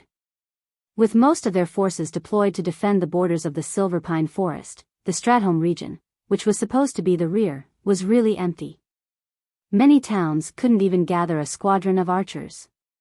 Not to mention the red dragon that could fly around in the sky and spit fire. All of a sudden, the cities were in danger. The nobles of Maris Farm, Darrowshire, Stratholme, and other places all asked for help from Rotterdam. King Tarinas, who was under great pressure, immediately threw stacks of letters to Duque. It made Duque want to die when he saw the magic letters. Orgrim is going to attack Stratholme? Windsor asked. No, this is just a smokescreen. Duque was very sure, if Orgrim dares to attack any human city before attacking Kuel Salis, I bet that the troll leader, Zujin, will definitely leave with his people. The problem is, no king in the Alliance knows the trolls like you do, and even knows who their leader is. Or, they know that you are right, but because of the pressure from below, they have no choice but to put pressure on you. Duque couldn't help but smile bitterly. Reggie, now you know that it's not easy to be the vice commander of the Alliance, right? Windsor nodded. I have to admit, Orgrim did a great job this time. Now the arrogant Silvermoon Council believes that the Horde is going to take care of Rotterdam. And Rotterdam can't wait for the Horde to leave. It doesn't matter if we fight the elves or jump into the sea, as long as we don't wander around their land. So, we can only rely on the two ladies, Windrunner. Yes, let's set up camp. Since they had fewer soldiers than the Horde, Duque didn't dare to advance recklessly. He could play with the elves and attack the Horde from the front and back. Once they were ambushed, it would only be a matter of minutes before they were destroyed. He couldn't afford to gamble. On the other side, in the name of the Silvermoon, where are they? Aurelia held a long, thin sword in her hand as she ran in the forest. The leaves and branches made her look a little blurry. The few rangers had fanned out in all directions to expand their scouting range. However, when Aurelia found out that the trolls were their enemies, she hoped that they wouldn't break into the trolls' encirclement. She hoped that she or Cervanus would find these evil green-skinned creatures first. Aurelia was confused again. Her logic and emotions told her that Duque's deduction was correct. In fact, it was because Aurelia obeyed and followed his arrangements that she would cross the mountains to search for the horde. On the other hand, she couldn't help but think that if she hadn't come to Long Song Forest for help, she would have been able to face the invaders with her family and her compatriots and fight against the evil together with the orcs and trolls. It was a very contradictory feeling. Chapter 359. Listening to the Windrunner sisters' report, Duque looked at the military map and rubbed his chin and thought, all the way to the north. Orgrim is amazing, Windsor, who had also seen through Orgrim's plan, sighed. Since we know the horde's target is Kuel Salus, we should hurry and get ahead of the horde. Cervanus slammed the table. As soon as she finished speaking, she realized that everyone else had an expression that said, "You're right, but it's meaningless." Aurelia shook her head. That's why Orgrim is so smart. If we can't figure out where the horde's main force is, we might be ambushed while we're marching. The horde's army is far stronger than ours. If we're ambushed, everything will be over.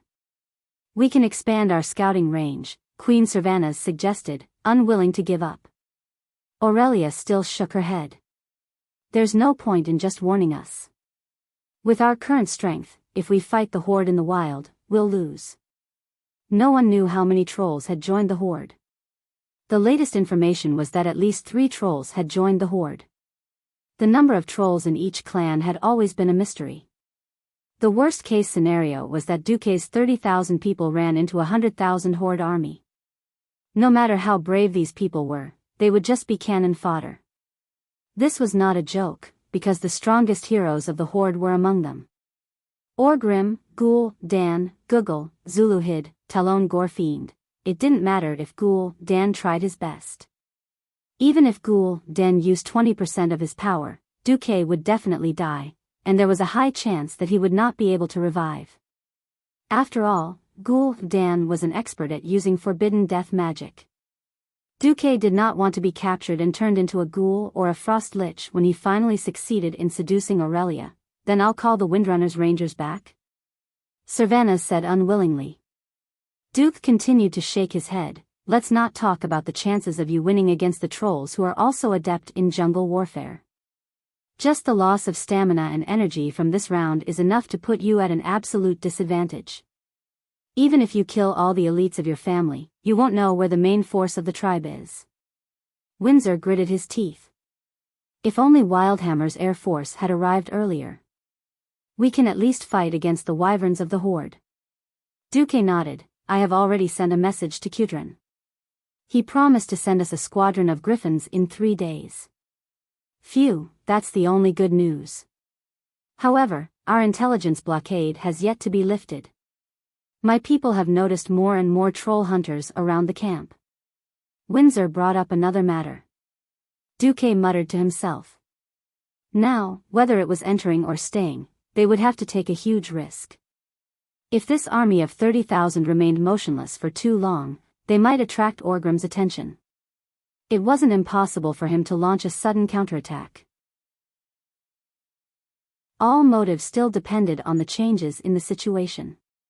Once he was close enough to the main force of the horde, Orgrim would definitely not mind eating this human's tail. Let's retreat to the foot of the mountain near the hinterlands first. As for the warning, I can solve it the day after tomorrow at the latest. Aurelia's bright eyes widened. How? Dear Miss Aurelia Windrunner, are you interested in accompanying me on a trip to Dan Moreau? Huh? What the hell? A trip to Dan Moreau? Dan Moreau was the region where the dwarves' iron furnace castle was located. The dwarves there were defending their main city to the death. It could be said that the entire Dan Moreau was a tribe.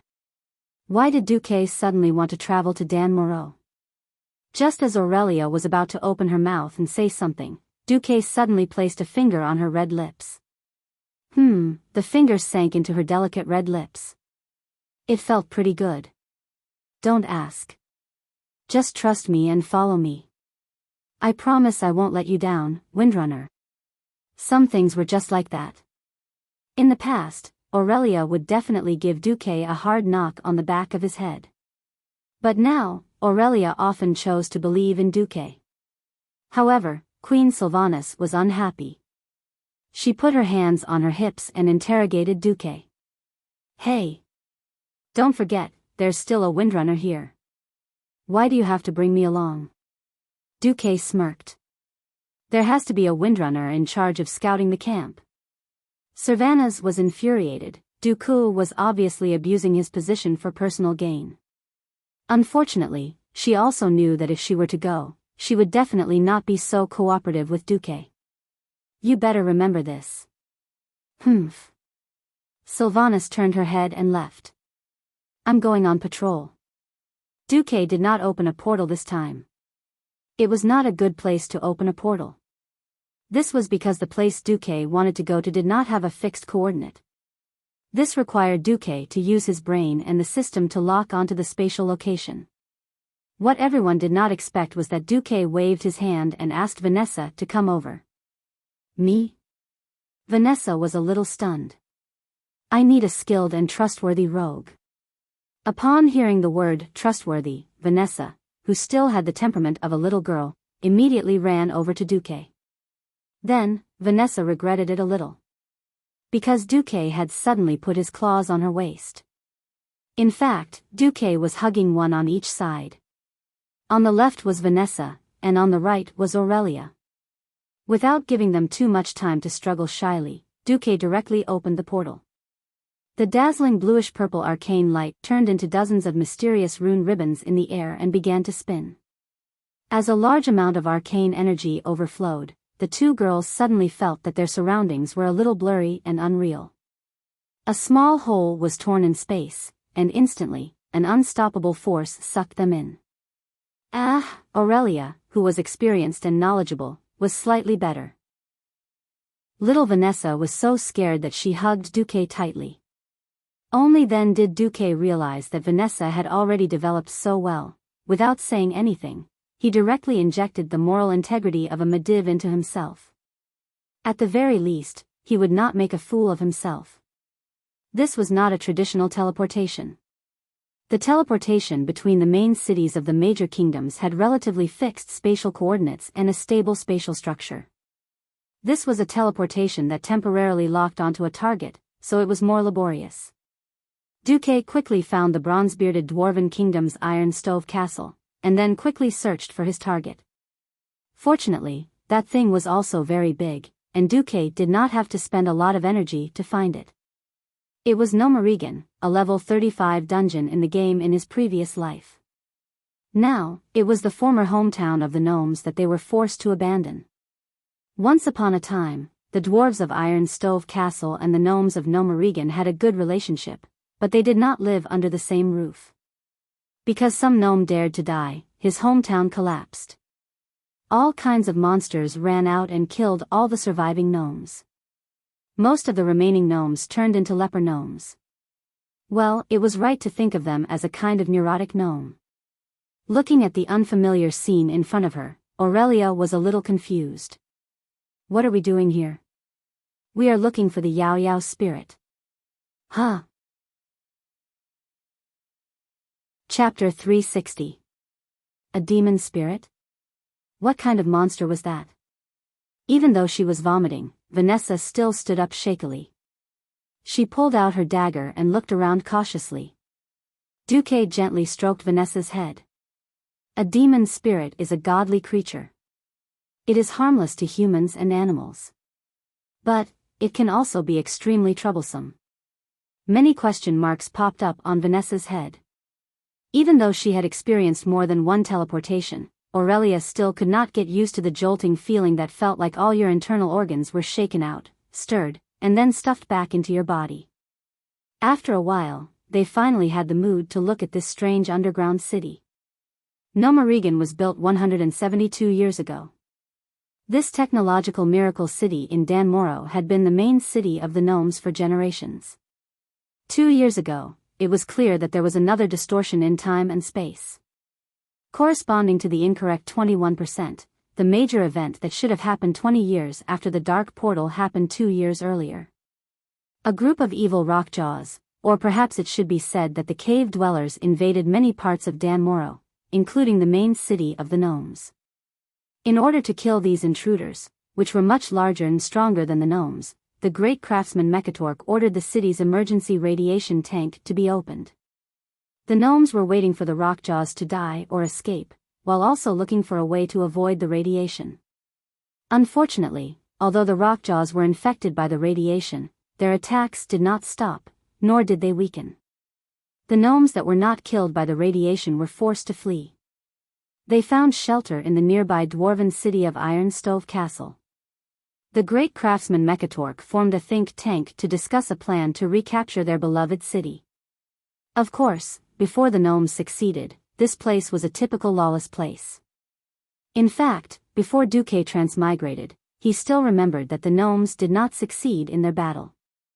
It could not be said that there was no progress. It was just the so-called progress of recapturing one of the main gates.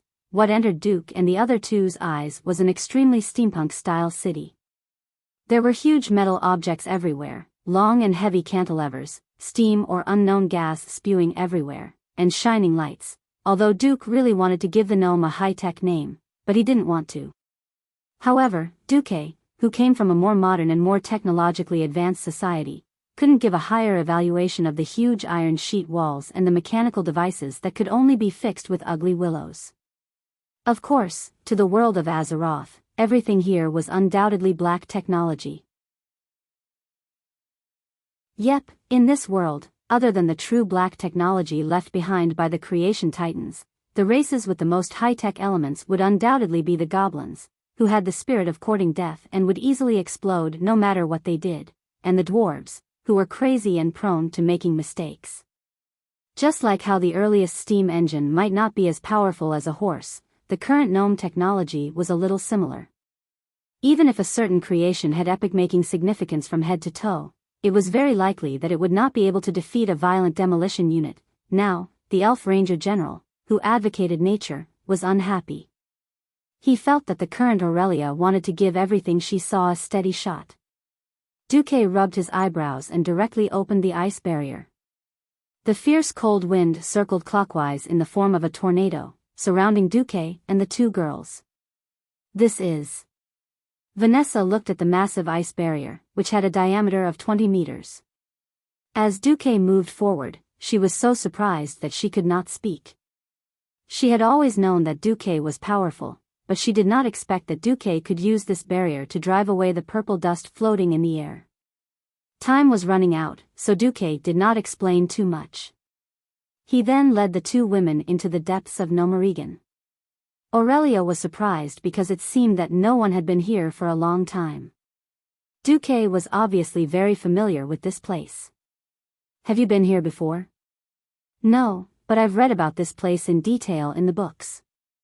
Duque said something that even he himself did not believe. It was exactly the time when he took his brothers to play dungeons until he threw up. There were subterranean dwellers that were only half the height of a human, or leprosy gnomes that were even shorter and had disgusting blisters all over their bodies, but Duke easily took care of them with Hand of Magic's ice spear spell. Duque was completely indifferent to these monsters that could only cause trouble for earth mages. The first floor, the second floor, the third floor. It was almost like an outing. Duque led the two girls through rooms, through boxes, and all kinds of high-altitude drops. Finally, they came to the fourth floor of Nomarigan. It was an enormous steel passage. The passage of the fourth floor in reality was much larger than Duque had imagined. It was a full 50 meters wide and more than 30 meters tall. In the steel passage, there were iron floors and iron handrails all the way. With their dynamic vision, Aurelia and Vanessa easily captured a strange thing that was glowing red at the far end of the passage. It was hard to describe what it was. It was about the size of a dwarf and also had short limbs, except that its chest was extremely small and its head was enormous. Of course, the so-called head was a red light that repeatedly scanned the surroundings. Duque raised his thumb and pointed at the thing in the distance. It's a mobile alarm system, commonly known as the Yao Yao spirit. Of course, this thing is no threat to us. But Vanessa, sneak over and see if it can detect you. Duque turned to Aurelia. As for you, please set up a few freezing traps in the direction of the Yao Yao spirit. Freezing trap: any monster that steps on the trap will instantly turn into a huge block of ice. It will be immobilized for a short time. It was a skill that almost all hunters and rangers knew. Vanessa and Aurelia nodded and did as he said. 30 seconds later, Vanessa arrived in front of the so-called monster spirit. Stealth was a rogue skill that surpassed physical techniques. It could use the rogue profession's unique, focus energy, to distort the light around the body to achieve an effect that was invisible to the naked eye. Vanessa was very young, but no one could deny her outstanding talent as a rogue. She was very confident that no one would be able to detect her unless she was very close to a hunter or ranger who specialized in anti-stealth. She was wrong. Just as she was about to walk past the Yao Yao spirit and sneak, the strange iron lump suddenly made a sharp sound. Intruder! Intruder! Chapter 361. Not only did the huge red lamp shine brightly, but there was also a sharp noise. In the next moment, several huge metal objects dashed towards them. Vanessa wanted to use sprint while in stealth to move quickly and leave this weird thing. Who knew that Yao Yao's arm would shoot out a flashing flare, illuminating everything within a few meters as if it was daytime. It directly broke Vanessa's invisibility. Ah! Little Vanessa finally cried out in shock. The metal creatures charged at them too, but they all stepped into Aurelia's trap and turned into large chunks of ice. At that moment, Duque shot a frost arrow and froze the Yao Yao into a large block of ice. Immediately, the huge steel tunnel returned to peace. The shock on Vanessa's face had yet to fade. Clearly, she couldn't accept that her stealth had been broken by such a weird thing. Duque asked Aurelia with a smile, "How does little Vanessa's stealth compare to that of the trolls?" "At least better than 80% of trolls." "That's enough." "Enough? Enough," Duque said with absolute certainty. Sniffing the air, Aurelia pointed to the end of the tunnel. "There seems to be a guy who can be called boss over there." Duque smiled. "Whatever. That's not my goal." Duque walked over and unfroze the Yao Yao. Then, he stayed where he was and guided the nimble Vanessa to dismantle the mobile alarm robot. A bunch of data appeared on Duque's retina. "You've obtained the preliminary blueprints for the mobile alarm system." Actually, that wasn't entirely true. As an engineering student who dabbled in construction equipment, Duke had already figured out most of the structure of this ling. All in all, the gnome was really a genius. He had actually used the technology of the steam age to play with automatic control technology. That crazy enemy tracking system was actually capable of sensing vibrations and heat. This was simply beyond the limitations of the times of Tesla, Edison, and Einstein.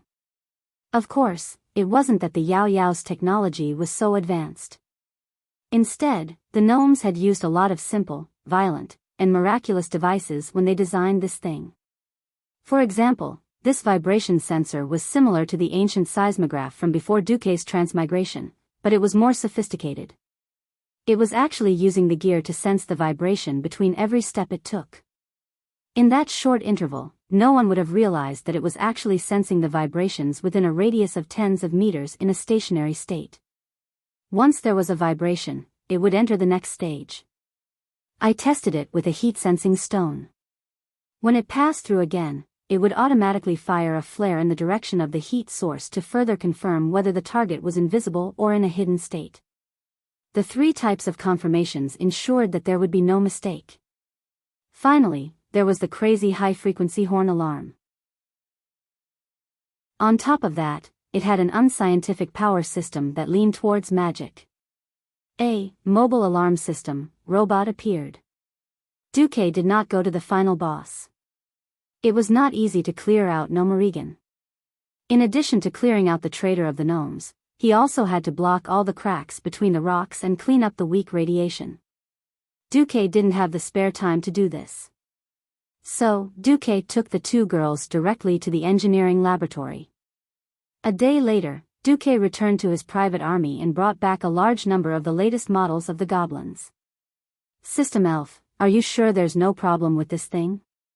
Duque had deep dark circles under his eyes and looked tired. But it was worth it for the sake of the 30,000 soldiers. Dear host, I'm very sure. All the gravity sensors have been set to 150 kilograms. Only humanoid creatures that exceed this weight will trigger the alarm. And according to the host's habit, I've set the most prominent warning sound for the goblins. That's good. Duque almost emptied the entire engineering laboratory of Nomorigan. McNeil, the great traitor who betrayed the great craftsman and all the gnomes, would probably go crazy on the spot if he found out. So, after Duque gave some instructions, the army set off again. Few people knew that there was actually an engineering laboratory on the 4th floor of Nomorigan. No one would know what Duque had done in that laboratory. Then, he moved the things in the laboratory to Karazhan. The soldiers of Stormwind looked curiously at a bunch of strange machines with bark on their heads running around the army. Tick-tock made a strange noise. Then, it didn't seem to have any effect until that night. Windsor was puzzled by Duque's arrangement. Duque only left the minimum number of sentries, and instead deployed at least 200 rapid response troops. It was a cavalry unit that was forbidden to sleep all night. Their equipment was also very strange. Lassos with steel wires? Long-handled axes that were rarely used by cavalry? What the hell was that? Well, I've been a soldier for so many years. I've been at war for almost 2 years. This is the first time I've heard such a strange order. We're supposed to kill trolls after hearing the alarm in the middle of the night, preferably alive? I heard that trolls will heal themselves after a while, unless their heads are cut off or their hearts are pierced. Yes, there are basically no trolls near the Elven Forest. There are only a few occasionally near the Night Forest. But trolls are the norm in the Rotterdam continent, right? What's the alarm? None of the cavalrymen knew. As night fell, they quickly found out what the alarm was. Suddenly, in the darkness of the night, they heard a peerlessly mournful cry for help. Help! Murder! These guys are going to tear me apart. Every cavalryman had the word embarrassment written all over their faces. If it was a living person who shouted, there would be no problem. The problem was that the voice was obviously mechanical and electronic. Since it was an order from above, the cavalrymen quickly set off. When they arrived, they found a strange, flashing red demon spirit being chased by 2 trolls. Come and save me. There's someone acting cool here. We can't hold on any longer. Shouting incomprehensible words, the robot tried to run with its short legs. Originally, it could not outrun the trolls, but when the trolls saw the cavalrymen, they immediately ran back. Chasing a master of concealment troll in the dark was a very scary thing. They could be killed at any time. At this moment, the cavalrymen laughed. They did not know what kind of special paint was sprayed on the troll's body. Even in the darkness of the night, it was still extremely eye-catching. The trolls seemed to want to wipe it off, but the more they did, the bigger the lump became. After 2 ordinary troll scouts lost their concealment, was there any suspense in facing an aggressive squadron of cavalrymen?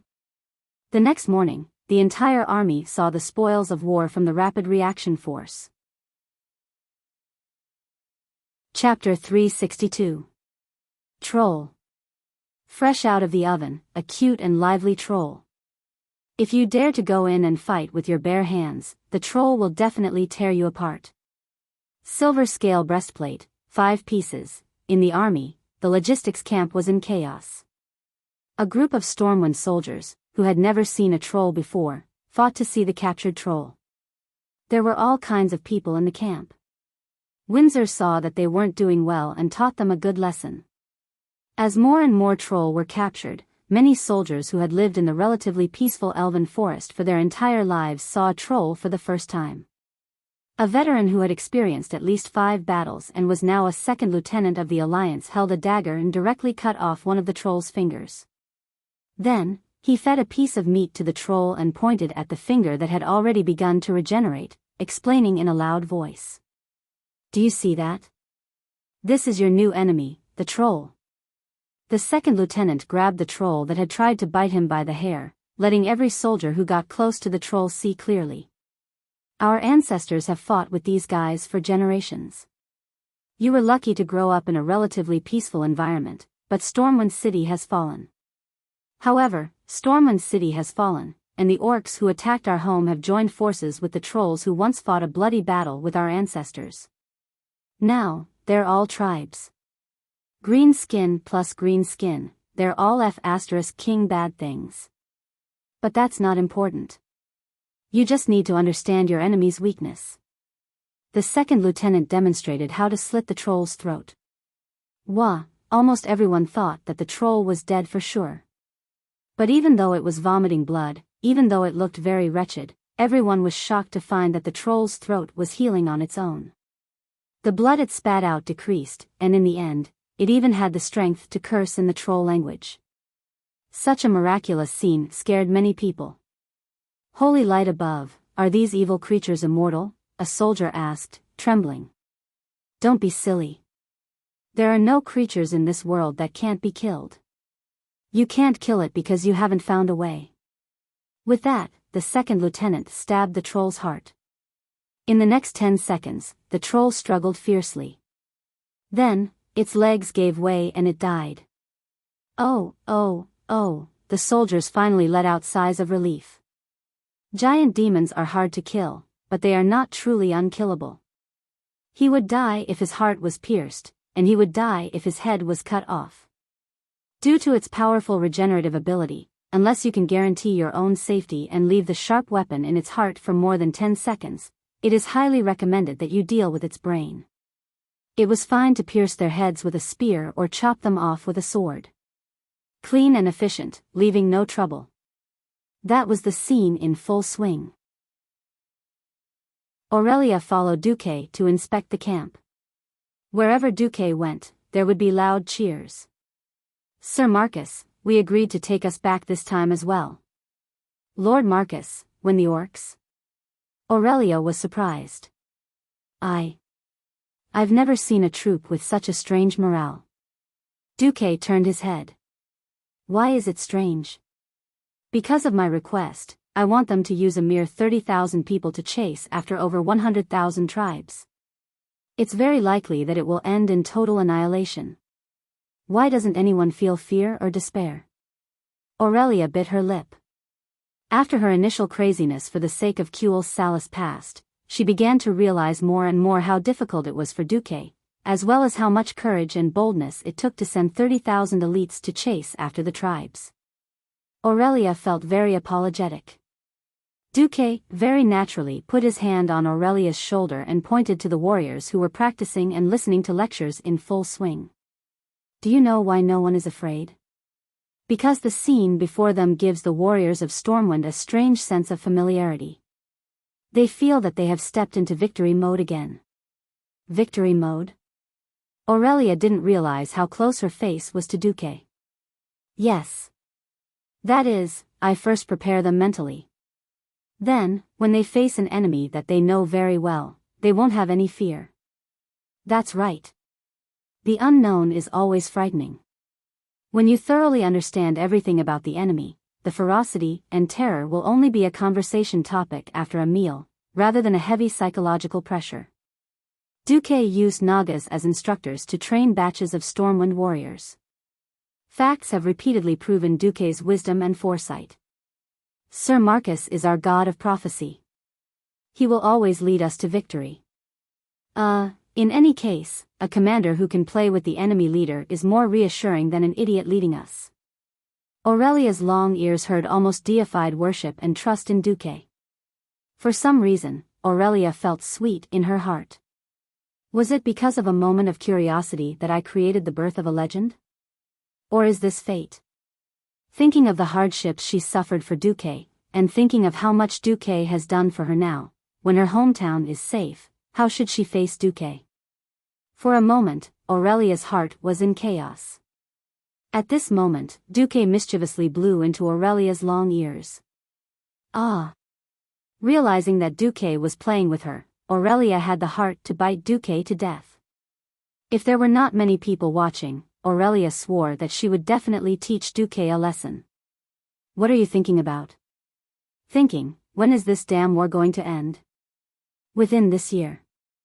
Duque said with absolute certainty, when the Battle of Cuel Salis is over, I will tell you my inference. Inference, another inference.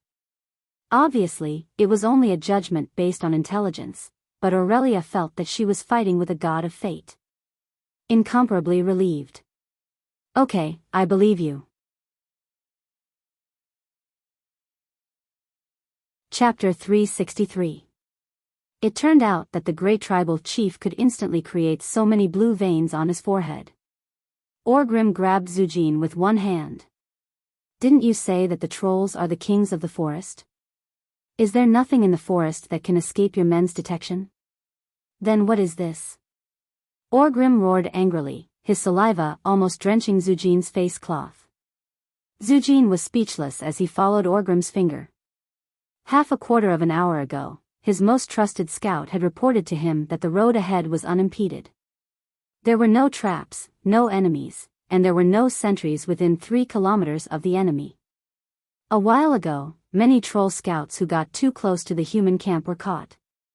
Zujin had always thought that it was because they got too close to the humans' magic traps.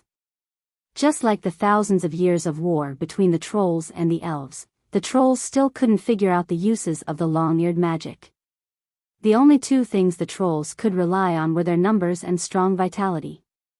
Now, it was clear that this was beyond the scope of magic. The red light that symbolized an alarm stretched from the horizon to the horizon. These strange metal creatures were shouting and yelling. The noise was so loud that it could even wake up a bear in the east. Now, the horde had 2 choices. The first was to retreat, but this would hurt their morale. The second was to continue running and kill their way into the human camp within 2 hours. As long as they could stick to the humans, even if there was a loss of stamina, Orgrim firmly believed that his 100,000 beastmen and trolls could easily destroy this annoying tail. Gul'dan. I need you to contact Zuluhid. Orgrim ordered the evil warlock king not far from him. Gul'dan's face was filled with humility. Yes, great tribal chief. His wrinkled fingers drew a few runes that flowed with evil energy in the air. Along the mirror that appeared in the air, Orgrim saw his deputy. In the image, a strong gust of wind blew in the air. It was Zuluhid and his adult red dragon mount. Feeling the uncomfortable spiritual connection, Zuluhid frowned, but he still took the initiative to speak. Great tribal chief, the humans seem to have received the alarm, but they don't seem to be afraid of our attack. Or perhaps, they don't know how many of us are attacking. They sent less than 100 horsemen out of camp. But that long-eared powerhouse seems to be in the camp. I saw a wyvern cavalryman who got too close get shot to death. At this moment, Zujin suddenly came to a realization. That's right. The humans have never used more than 200 scouts to capture me. The thing they use to alert us seems to be able to spray something that we can't wash off and stick to the troll's body. It's something that can be seen clearly in the dark. Orgrim thought of many things in an instant. He didn't understand this new thing called humans. Looking at the alarms all over the mountains and plains emitting the same light, listening to them repeat the same monotonous sentence. Orgrim quickly got over the initial shock. Keep going. Get me one of those things. Zujin's figure disappeared. Even if he didn't fully acknowledge Orgrim's dominance, it was obvious that the troll had made a mistake this time. In less than 3 minutes, Zujin returned with a struggling metal object with a red glow on its head that looked like a living creature. Orgrim simply and violently smashed the thing with his hammer. Zhu Jin was dumbfounded by his actions. I should have just smashed it and brought it over. No, there's a difference. If that's the case, I don't know if you brought all the parts. Orgrim carefully looked at the things on the wreckage, but he quickly felt a sense of displeasure at being fooled. Most of them were parts that he couldn't understand. Some were round, some were long, some had teeth, and there were even a few crystals that contained magical energy. Gul'dan, can you sense any mysterious, communicative things? No, Chief. Gul'dan shook his head humbly. I can only sense things like totem poles that react and they come within a certain range. It was a passive sensing device. The chief's displeasure became even more obvious. In Orgrim's eyes, these things of the humans were like giant dwarven machines. They looked good but were useless, and looked scary. But in reality, they could still be dealt with hammers and axes. In the end, this was no different from the simple traps that the beast men used for hunting. It was like tying a bell on a string. If an idiot stepped on the string, the bell would immediately ring. Full speed, attack. Orgrim raised the doomhammer, in his hand up high. 30 kilometers away, Aurelia stared at the wyvern that was hovering above the horizon. Will Orgrim fall for it? Aurelia asked Duque softly as she looked lovingly at her exhausted sister who was resting on a bed. He will. Duque's face was full of confidence. Then, the two of them looked at the huge but empty camp. There were many humanoid creatures in the camp, but they were all scarecrows wearing armor. There were only 3,000 cavalrymen that actually traveled 80 kilometers in a day. But one man, 2 horses, and a large number of carriages carrying supplies. They used 3,000 people to create a huge camp that could accommodate 30,000 people.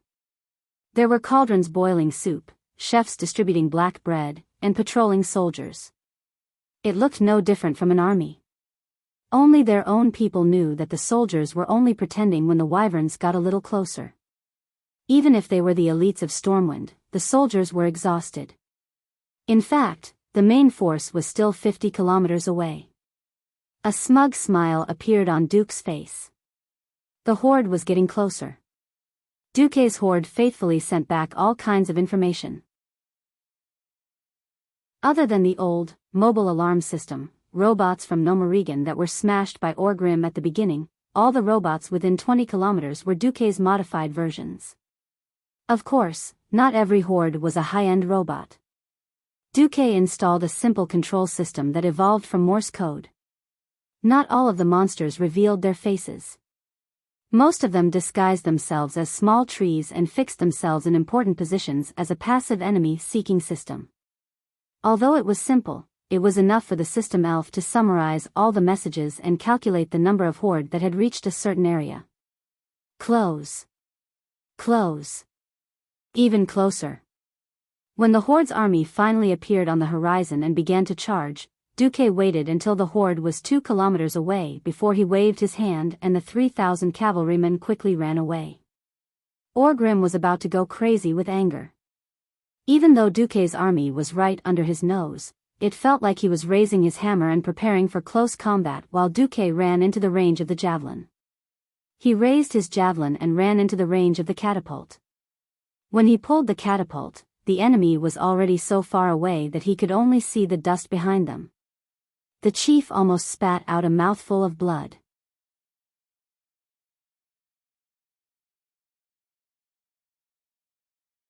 In his hands, he had torn at least 3 champion knights apart.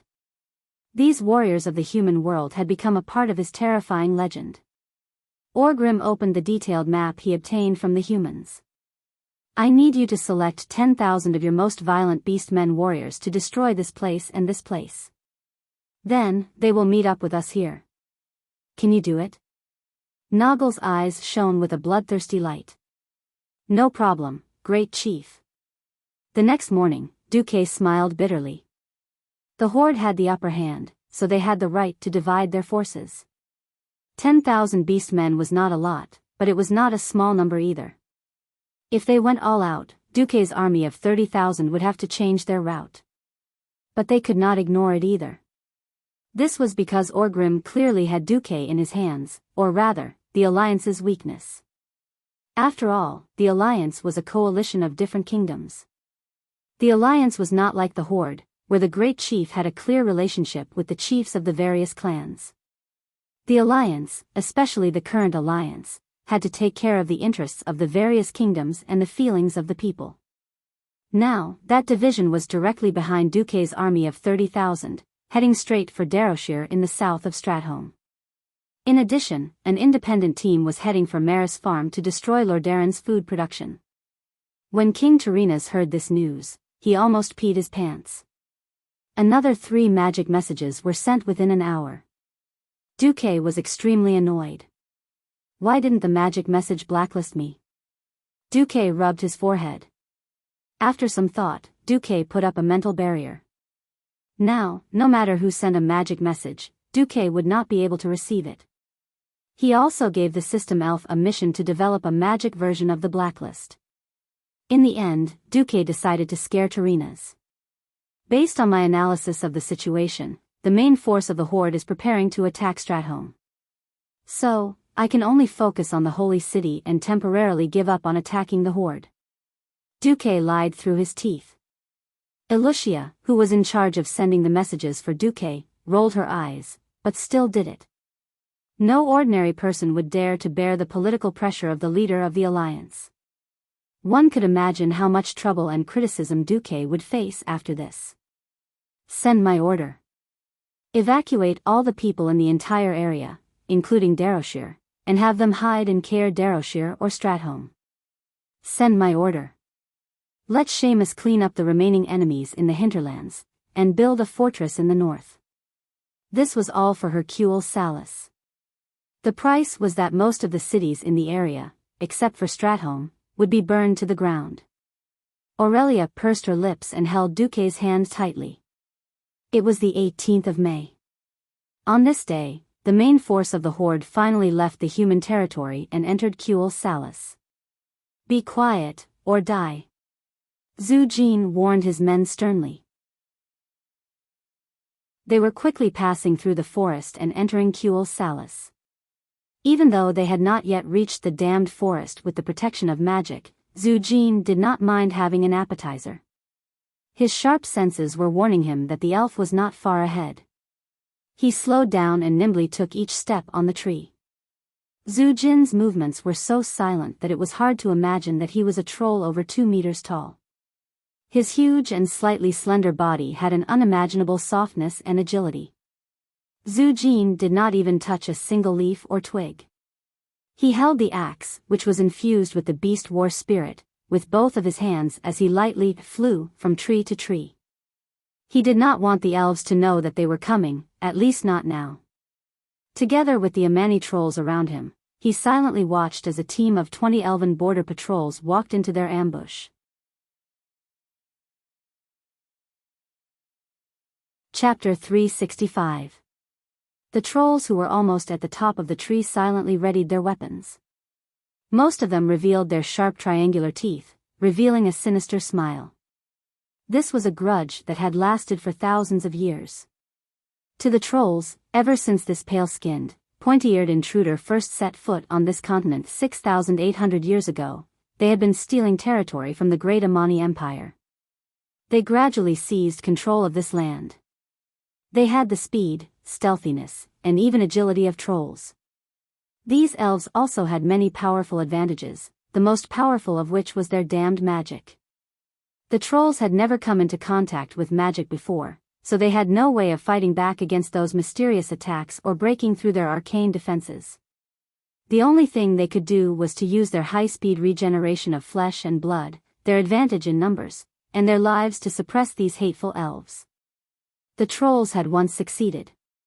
Their ancestors had used their blood to create epic troll weapons, using up the last drop of magic in the elven bloodline, and almost completely annihilated these weak fellows. But 2,000 years ago, the elves and the despicable humans formed an alliance. These two pale-skinned races completely destroyed the Amani Empire. They took down fortresses, burned castles, burned the Amani Empire's cultural essence to the ground, and slaughtered tens of thousands of their fellow trolls. The once ruler of the planet, the great Amani Empire, was shattered, and no longer had its former glory. All that was left was the shadow of thousands of years of continuous defeats, like maggots in a bone, entangling the souls of every troll. The trolls were no longer able to restore their glory and take back everything that belonged to them. Until now, the appearance of the horde gave them hope for revenge. Zhu Jin was willing to believe in them. Orgrim Doomhammer, a bold and wise leader of the horde, promised to help them rebuild the Amani Empire. In fact, when the humans and orcs started the war, Zhu Jin had tried to reunite the trolls of the various tribes. Amani, Fire Tree, Rotten Moss, Evil Tooth, Evil Branch, Burning Bramble, Deadwood. These forest troll tribes that had been divided for countless generations, and had long become enemies and hated each other, had for the first time found common ground in the face of a greater and more glorious goal. One by one, Zhu Jin challenged and defeated the leaders of these clans, whether it was through battles, competitions, or something else. All of them had already knelt before him. They and their tribes would all listen to his commands. The forest trolls banded together once more. Apart from that, the Frostmane clan and the other Frost Troll clans that had lost their territories to the Bronzebeard dwarves had also joined the army of revenge. With the help of the tribe, they would clean up the world in a similar way as the humans and elves, and then regain control of the forest. The orcs showed no interest in the forest at all. Zhu Jin suspected that they would occupy the valleys and plains of this world. Let the orcs go, but the trolls only wanted the forest. Standing on the tree, Zhu Jin's sinister smile widened as he looked down at the elves who didn't know that they had stepped into the gates of hell. Zhu Jin, who had also grown up immersed in the mud of hatred and revenge, completely understood the feelings of his compatriots. They had already infiltrated deep into the elves' homeland and were preparing to slaughter the elves on the land that they had stolen from their hands, the land that the elves believed to be their homeland and incomparably safe. Let the elves taste the feeling of losing their homes and being slaughtered. Suddenly, the sound of wind breaking overhead alerted some of the patrolling elves. It was already too late. The trolls weren't known for their strength, but that was relative to the orcs. In this environment where they would have to fight at close quarters in less than 2 seconds, the weakness of the elves' lack of individual combat ability was magnified many times over.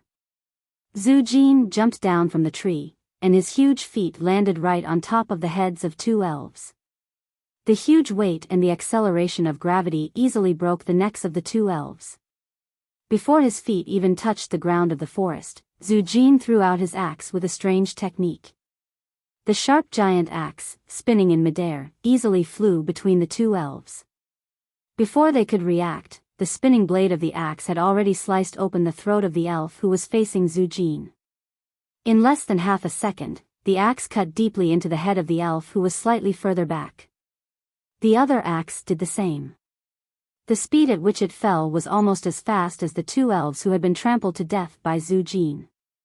The remaining 4 elves lost their lives and collapsed, their blood splattering on the leaves of the forest grass. It was a ghastly sight. Before they could even scream, the rest of the elves were also taken care of by the trolls who descended from the sky like lightning. Zhu Jin was very satisfied with this ambush that was like an appetizer. Cut off their heads and hang them up. If there's a chance, tell the elves that the trolls are coming. On all fronts in the southern part of the Long Song Forest, the trolls attacked the elven patrols in a frenzy. Some troll armies easily won, while others paid a heavy price. What? You're saying that some of the elves predicted our arrival and made arrangements to surround and kill us? Zhu Jin was very confused by his subordinate's report. If this was a battle where the trolls were warned from above, then the trolls' losses would undoubtedly be much greater.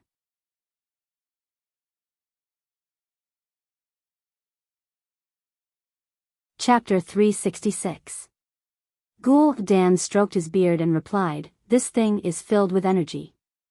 I believe that these runestones and the other runestones at the edge of the forest are evenly distributed here, forming a large magic trap and barrier." "What barrier?" "They didn't stop us or cause any damage," Orgrim pointed out.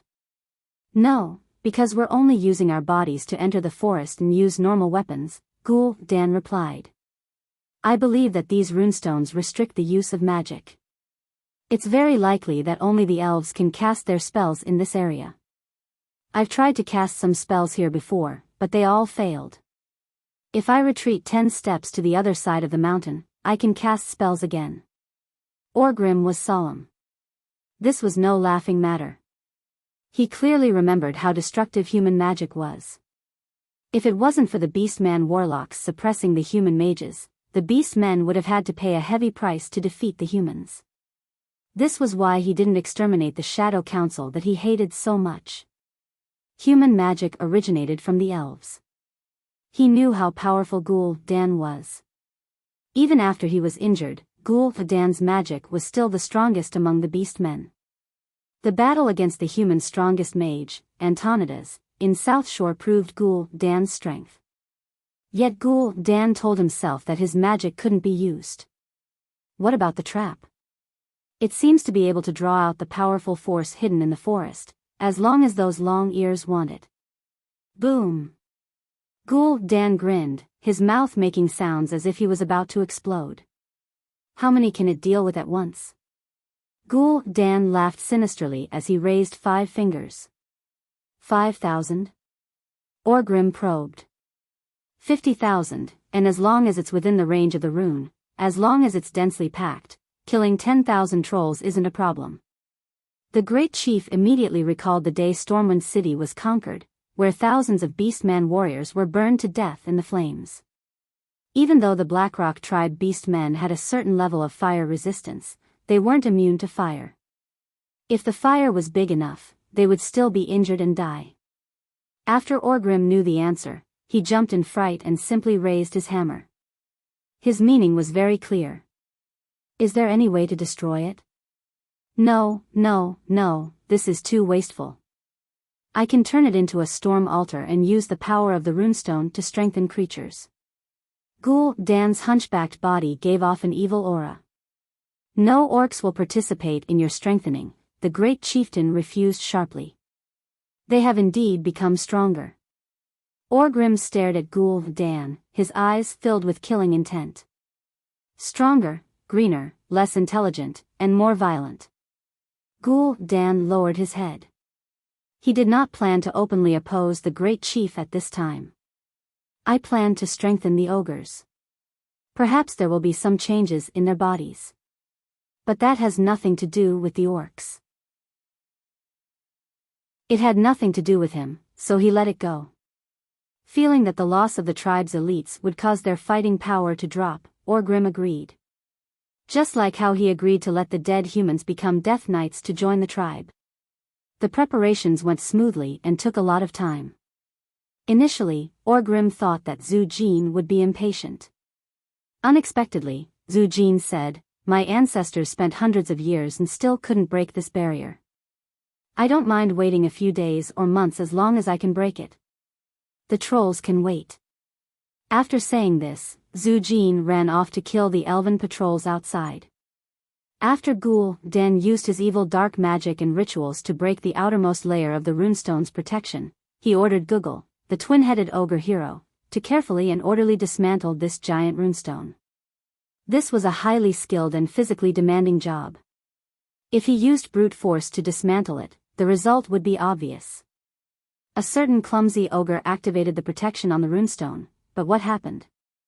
The unlucky ogre was blasted 30 meters into the air. Then, his entire body broke into tens of thousands of pieces that were evenly scattered over an area of 100 square meters. Even if the ogre's mother came here, she would not be able to recognize that this was her child. It took them a full 8 hours to completely dig out this runestone. Fortunately, Orgrim had brought some elites and the trolls as the vanguard here first. Otherwise, he could only let the army of 100,000 wait. Now, the army of 100,000 was still advancing 60 kilometers away. On the other side, Google skillfully smashed the giant runestone into a few large pieces. He brought 5 of the pieces to the clearing and spent a few more hours correcting the shape of the runestone. He placed it in the correct shape of a 5-pointed star on the clearing above the energy vein of the forest. Is everything ready?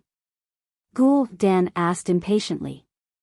Not far away, both of Google's heads shook their heads. The giant ogre grunted like a pig. He carried the last piece of the runestone, which weighed at least 5 tons, with his strong and explosive arms. It's done now, he shouted, rubbing his shoulder with one hand. Dan finally nodded in satisfaction.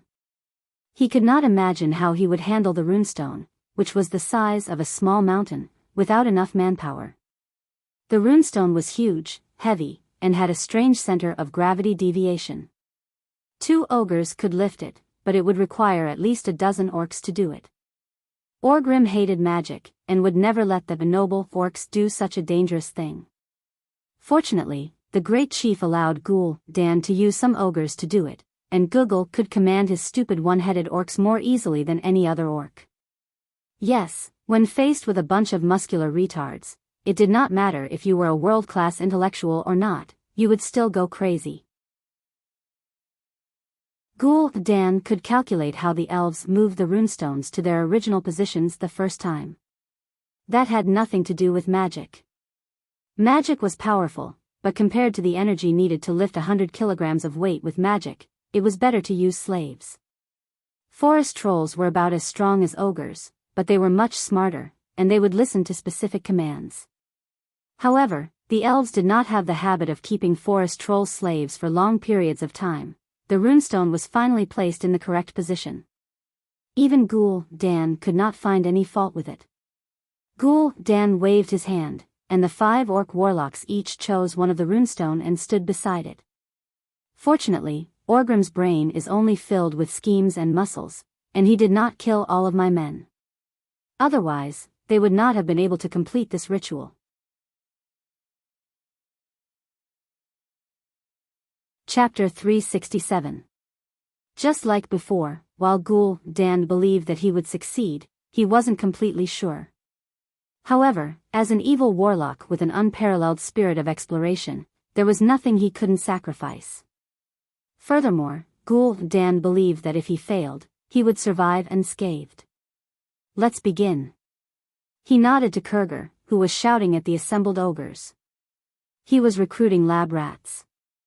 After some pushing and shoving, grunting, and cursing, the weakest of the ogres walked forward. Of course, no matter how weak he was still several times heavier and twice as tall as a human. Google shouted an order at the ogre. The ogre looked like he was ready to die a martyr, shrugging his shoulders as he walked into the empty space in the middle of the stones. He stood in the middle of the pentagram and waited, not moving. One of the strengths of the ogres was that they would stand firmly after being asked to. If not for another order or to find food, an ogre could stand there for hours, not moving an inch like a marble statue. Dan often felt that these fellows had evolved from stones. This could also explain their thick skin that could easily block blades, as well as their ridiculously low intelligence. If Dan ordered them to move forward, they would first spend a few seconds thinking about their demon life, perhaps thinking about the human delicacy they ate the night before drooling. Then, they would randomly choose a direction to move forward, killing everything they didn't like along the way. Sometimes, this included their own kind or their master. If he had a choice, Dan definitely wouldn't order these idiots around without Dan's permission. With around, at least these idiots would walk in the right direction, and they wouldn't have to worry about hurting their own people. Of course, efficiency was still a mystery. Sometimes they could contemplate life while being stabbed in the thigh with a knife.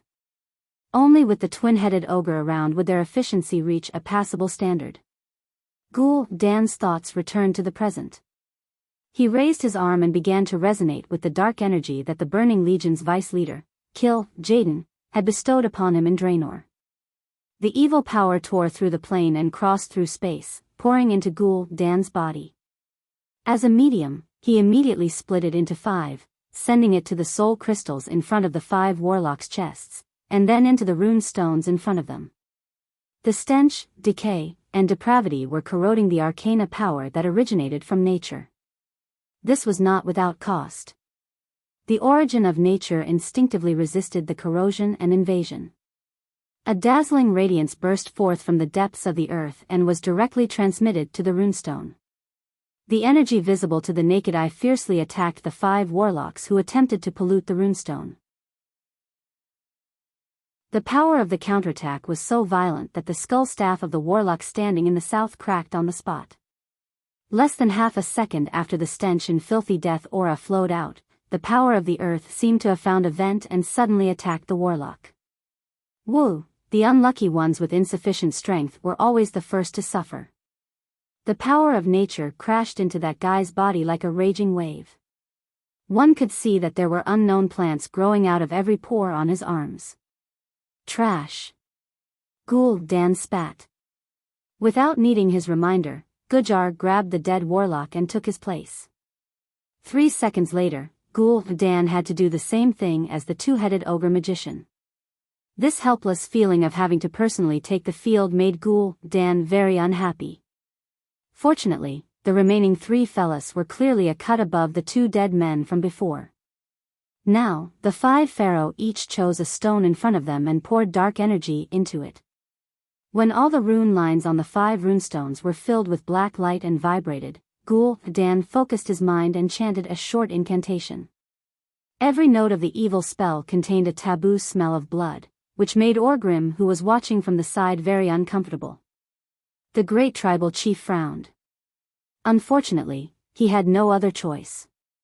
Shamans were not good at breaking through enemies' magic defenses, and the only powerful shaman under him was Zuluhid, whose strength was clearly 2 levels lower than Ghoul Dan's.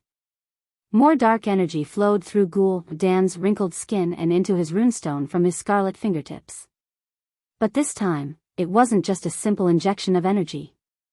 The overflowing demonic aura turned into a black comet, passing through the stone on his left at high speed before jumping towards the stone on his right. The demon's power did not stop there. It continued to move to the near left, then to the far right, and finally returned to the stone in front of him. A glowing pentagram connected all 5 stones. Wherever the black comet passed, it would quickly turn black. There would no longer be any signs of life. Countless complicated runes would appear on the ground. In the next moment, the sky above the altar suddenly darkened. The corrosive energy shot thousands of meters into the air before exploding. Soon, a strange storm appeared in the sky. It was made up of a white tornado that moved clockwise and a black tornado that moved counterclockwise. The storm stretched from the ground to thousands of meters in the sky, and could be seen clearly from hundreds of miles away. This terrifying storm alarmed the entire area. All the high elves who were fighting the trolls were alarmed.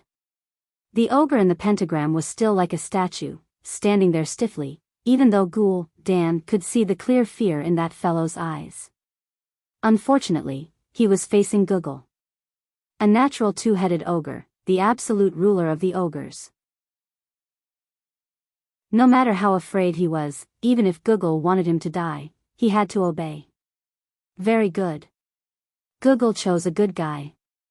Ghoul Dan grinned evilly. The power of the earth resonated with the sky.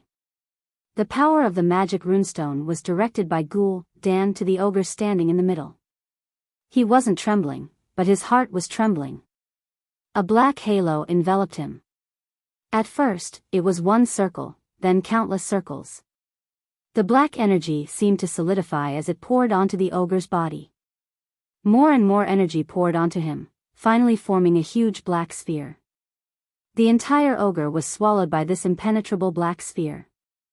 The immeasurable dark energy turned into a black storm, drilling into the ogre's body through every pore. Ah! The ogre finally couldn't help but scream. Moments later, the screams doubled. 2 heads were screaming at the same time.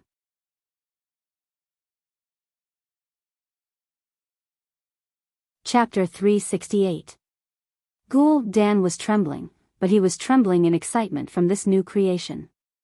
A few minutes later, as the light gradually dissipated, the creature standing in the middle slowly revealed its true appearance. Ghoul Dan eagerly waited for the light to fade so that he could see the creature that his storm altar had created.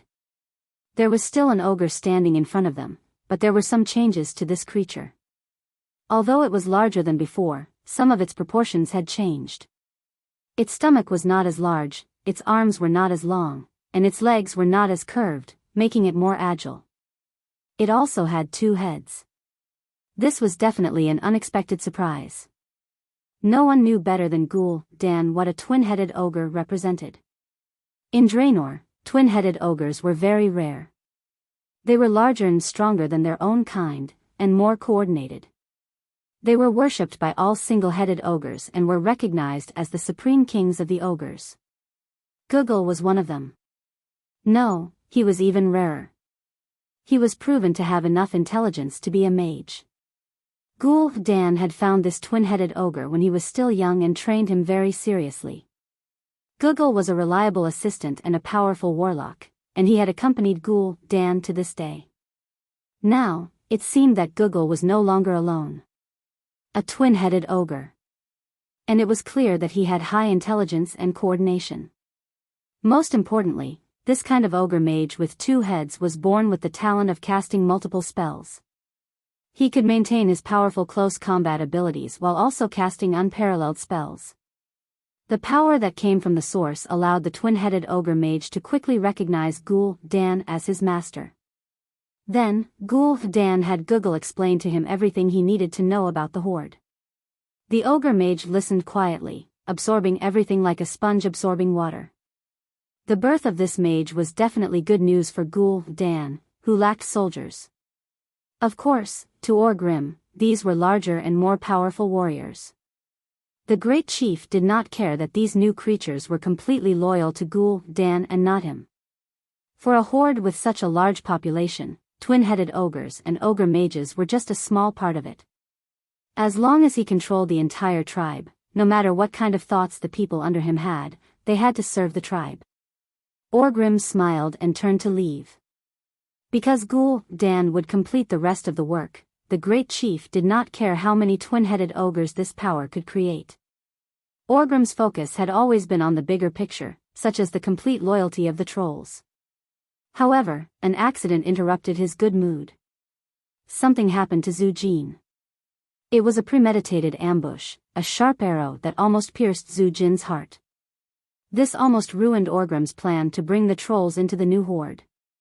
Seeing the familiar emerald arrow on Zhu Jin's chest, Orgrim raised his eyebrows. Just a centimeter more and Zhu Jin's heart would have exploded. The entire arrow, over 60 centimeters long, pierced through Zhu Jin's body. Moreover, the strange power contained within the arrow refused the ogre's healing ability. To make matters worse, Zuluhid told the great chief that pulling it out by force might cost Zhu Jin's life. Orgrim was very clear of Zhu Jin's importance. Since the other troll tribes had just submitted to him and had yet to complete the alliance between the beastmen and trolls, Zhu Jin, who was equivalent to the great chief of the trolls, was indispensable.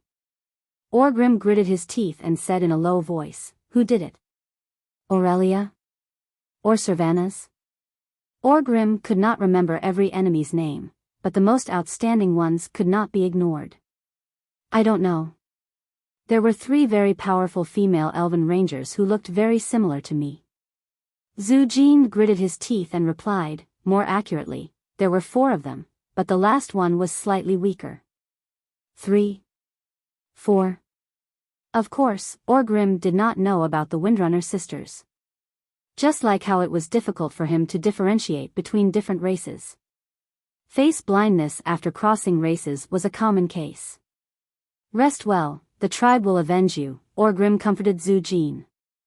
From what he saw, Zhu Jin would need a lot of time to get rid of the mysterious green power. Who knew that Zhu Jin would suddenly pull him back? "I saw the changes of the times, and I saw how insignificant I am. So I need power. Power of magic. Mysterious power. I heard that you used the elven runestones to make an altar." Ghoul Dan's altar?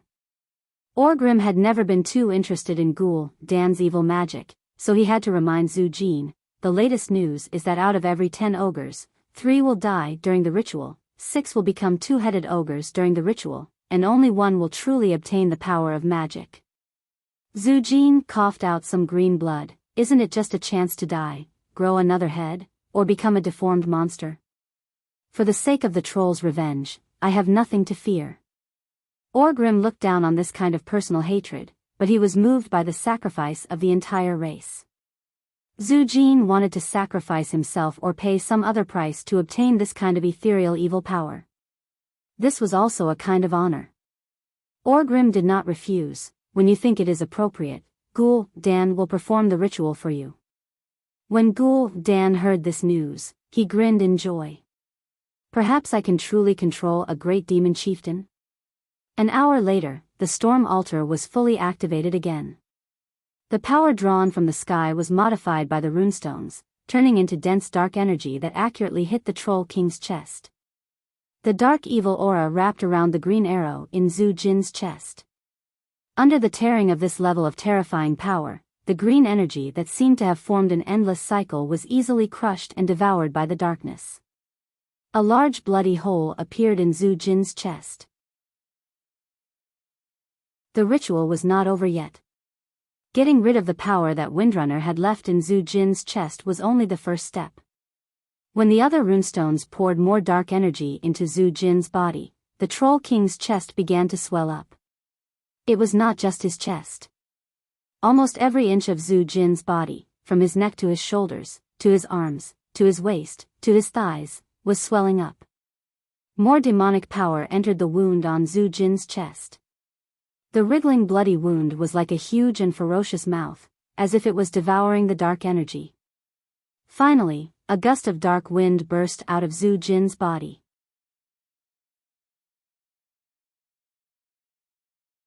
Chapter 369. Young man, do you want to be a magical girl? Oh.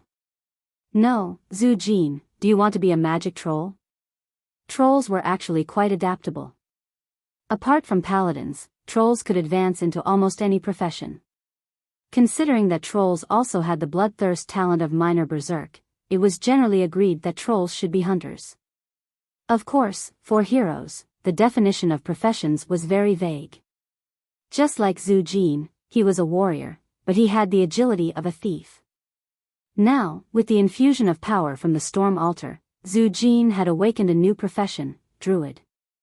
Roar dash, this was the roar of a giant bear. The image of a giant dark bear that was as large as a small hill appeared on Zhu Jin's back. All of the observing giant demons shuddered. Next, there was a clear cry of an eagle. The giant bear image turned into a giant eagle image with gray-brown feathers and a wingspan of over 100 meters. Zhu Jin greedily absorbed the energy of the world, but at this moment, Gul Dan's expression was not good. Zhu Jin's nature power was rejecting the darkness power from entering. Gul Dan could clearly feel that Zhu Jin was merging the darkness power into his berserk bloodline. Because of the boiling blood, it weakened the darkness power. The biggest problem was that the darkness power conflicted with Zhu Jin's awakened talent. If he forcefully injected the darkness power, Zhu Jin would explode and die. Orgrim was staring at Gul Dan. Zhu Jin's subordinates were also staring at Gul Dan. For power, Zhu Jin did not fear death. But could Gul Dan let Zhu Jin die now? They had not even fought a proper battle against the elves, and Zhu Jin, the only one who could control the trolls, was going to die. Regardless of whether Orgrim would let Gul Dan go, the other trolls would be the first to not let him go. The trolls might even fight with the beast men right in front of the elves. That would not be worth it. Tisk. Gul Dan lightly spat, Nagitaloka Saxi. He chanted an incantation, dispelling the darkness power on the runestone. Even though it was still the power of the demon that controlled the runestone, what was being transferred to Zhu Jin was the pure nature power. Zhu Jin's body stopped expanding. It had expanded to its limit, and the blood vessels that were about to explode finally had the space to shrink back. Zhu Jin's eyes suddenly widened, and a terrifying divine light burst out from his fierce and lifelike eyes. I feel power, the power of the great bear and the eagle. It is the power of the earth, it is the power of the sky. Zhu Jin's entire body was suddenly wrapped in green light. In just half a second, Zhu Jin had turned into a huge eagle. It flapped its gigantic wings that were more than 5 meters long on one side, stirring up more than 10 tornadoes on its wings, easily blowing away all the leaves on the towering trees on the periphery of the clearing. The bare tree trunk stood out in the lush and luxuriant forest in the summer. In the next moment, Zhu Jin's body began to shrink again. It wasn't that his power had weakened, but that his power had become more condensed. It was like a retracted fist. Only when it attacked would the effect be even more frightening. Walking down the altar with large strides, Zhu Jin appeared to be even more powerful and spirited. Walking proudly in front of Orgrim, Zhu Jin knelt down on one knee for the first time. Even though the posture was rather crude and unsightly, it was still a kneel. This symbolized the true acknowledgement and submission of the great demon to the orc tribe. Orgrim's chest heaved up and down rapidly. Why did he want to attack the elves from 1,000 miles away? Of course, he knew that the elves were also targets that the tribe had to conquer or destroy. After all, the elves hadn't officially joined the war yet. It wasn't wise to rashly let a powerful opponent join them. If there were additional allies that the orcs could easily accept, or even the loyalty of subordinate races, then it would be a good deal. Now, Orgrim's wait was finally here. Good. Good. Good. Orgrim hurriedly helped Zhu Jin up. I said that the orcs and great demons are brothers. Frustrated that the attributes of the storm altar had changed again, Dan had Gujar destroy the rune lines on the runestone and abandoned the altar. Deep into the night, not a single tribe was left. An altar that had lost its effectiveness was worthless. Just as the entire forest was shrouded in darkness, a few figures suddenly appeared near the altar. Despicable great demons. Despicable tribe, they actually destroyed the runestone. The one in front was Aurelia. As the eldest daughter of the Windrunner family and an elf who loved this land, she had always felt that it was her duty to protect it. She knelt down on one knee and inspected the runestone fragments around the altar, a pained expression on her face. The elf's safety barrier, a gigantic magical barrier that had been unbreakable for thousands of years, had been destroyed by Dan. Just like that, Duque appeared beside Aurelia and gently pressed his hand on her shoulder. Tomorrow morning, bring the broken runestone to the Silver Moon Council, Aurelia immediately interrupted Duque. No. I'll go now. Let's see what those blind counselors have to say this time. The most famous Ranger General was filled with a towering rage. There's no rush. Unless Silvery Moon City is directly attacked, it would be troublesome to summon the counselors in the middle of the night. It's tomorrow morning anyway. Duque easily pacified Aurelia. Then what are we going to do tonight? The one speaking was Windsor Windrunner, the third sister of the Windrunner generation. In the original history, she was already the youngest female member of the family. It was a pity that there was still Lilith who was standing beside him. She was the youngest of them all. Did you think that my painstaking effort to get you to ambush Zhu Jin was a waste of effort? At the mention of Zhu Jin, the 4 Windrunner sisters gritted their teeth in hatred. In Duke's original plan, it would be best if he could directly destroy Zhu Jin. As the most important link between the beastmen and great demons, Chief Orgrim was the most difficult to kill. On the other hand, Zhu Jin was completely defenseless. The current Zhu Jin was no longer the Amani tribe chief who had awakened new powers and caused havoc in Zul Aman. Unfortunately, even if he found the 4 Windrunner sisters to work with him, he still could not take Zhu Jin's life. Duque's plan was always one ring after another. Knowing that Dan had used the storm altar to strengthen a large number of ogres, Duque had an idea. After Zhu Jin suffered a setback, Zhu Jin would definitely seek greater power. However, Zhu Jin's attributes were incompatible with the storm altar.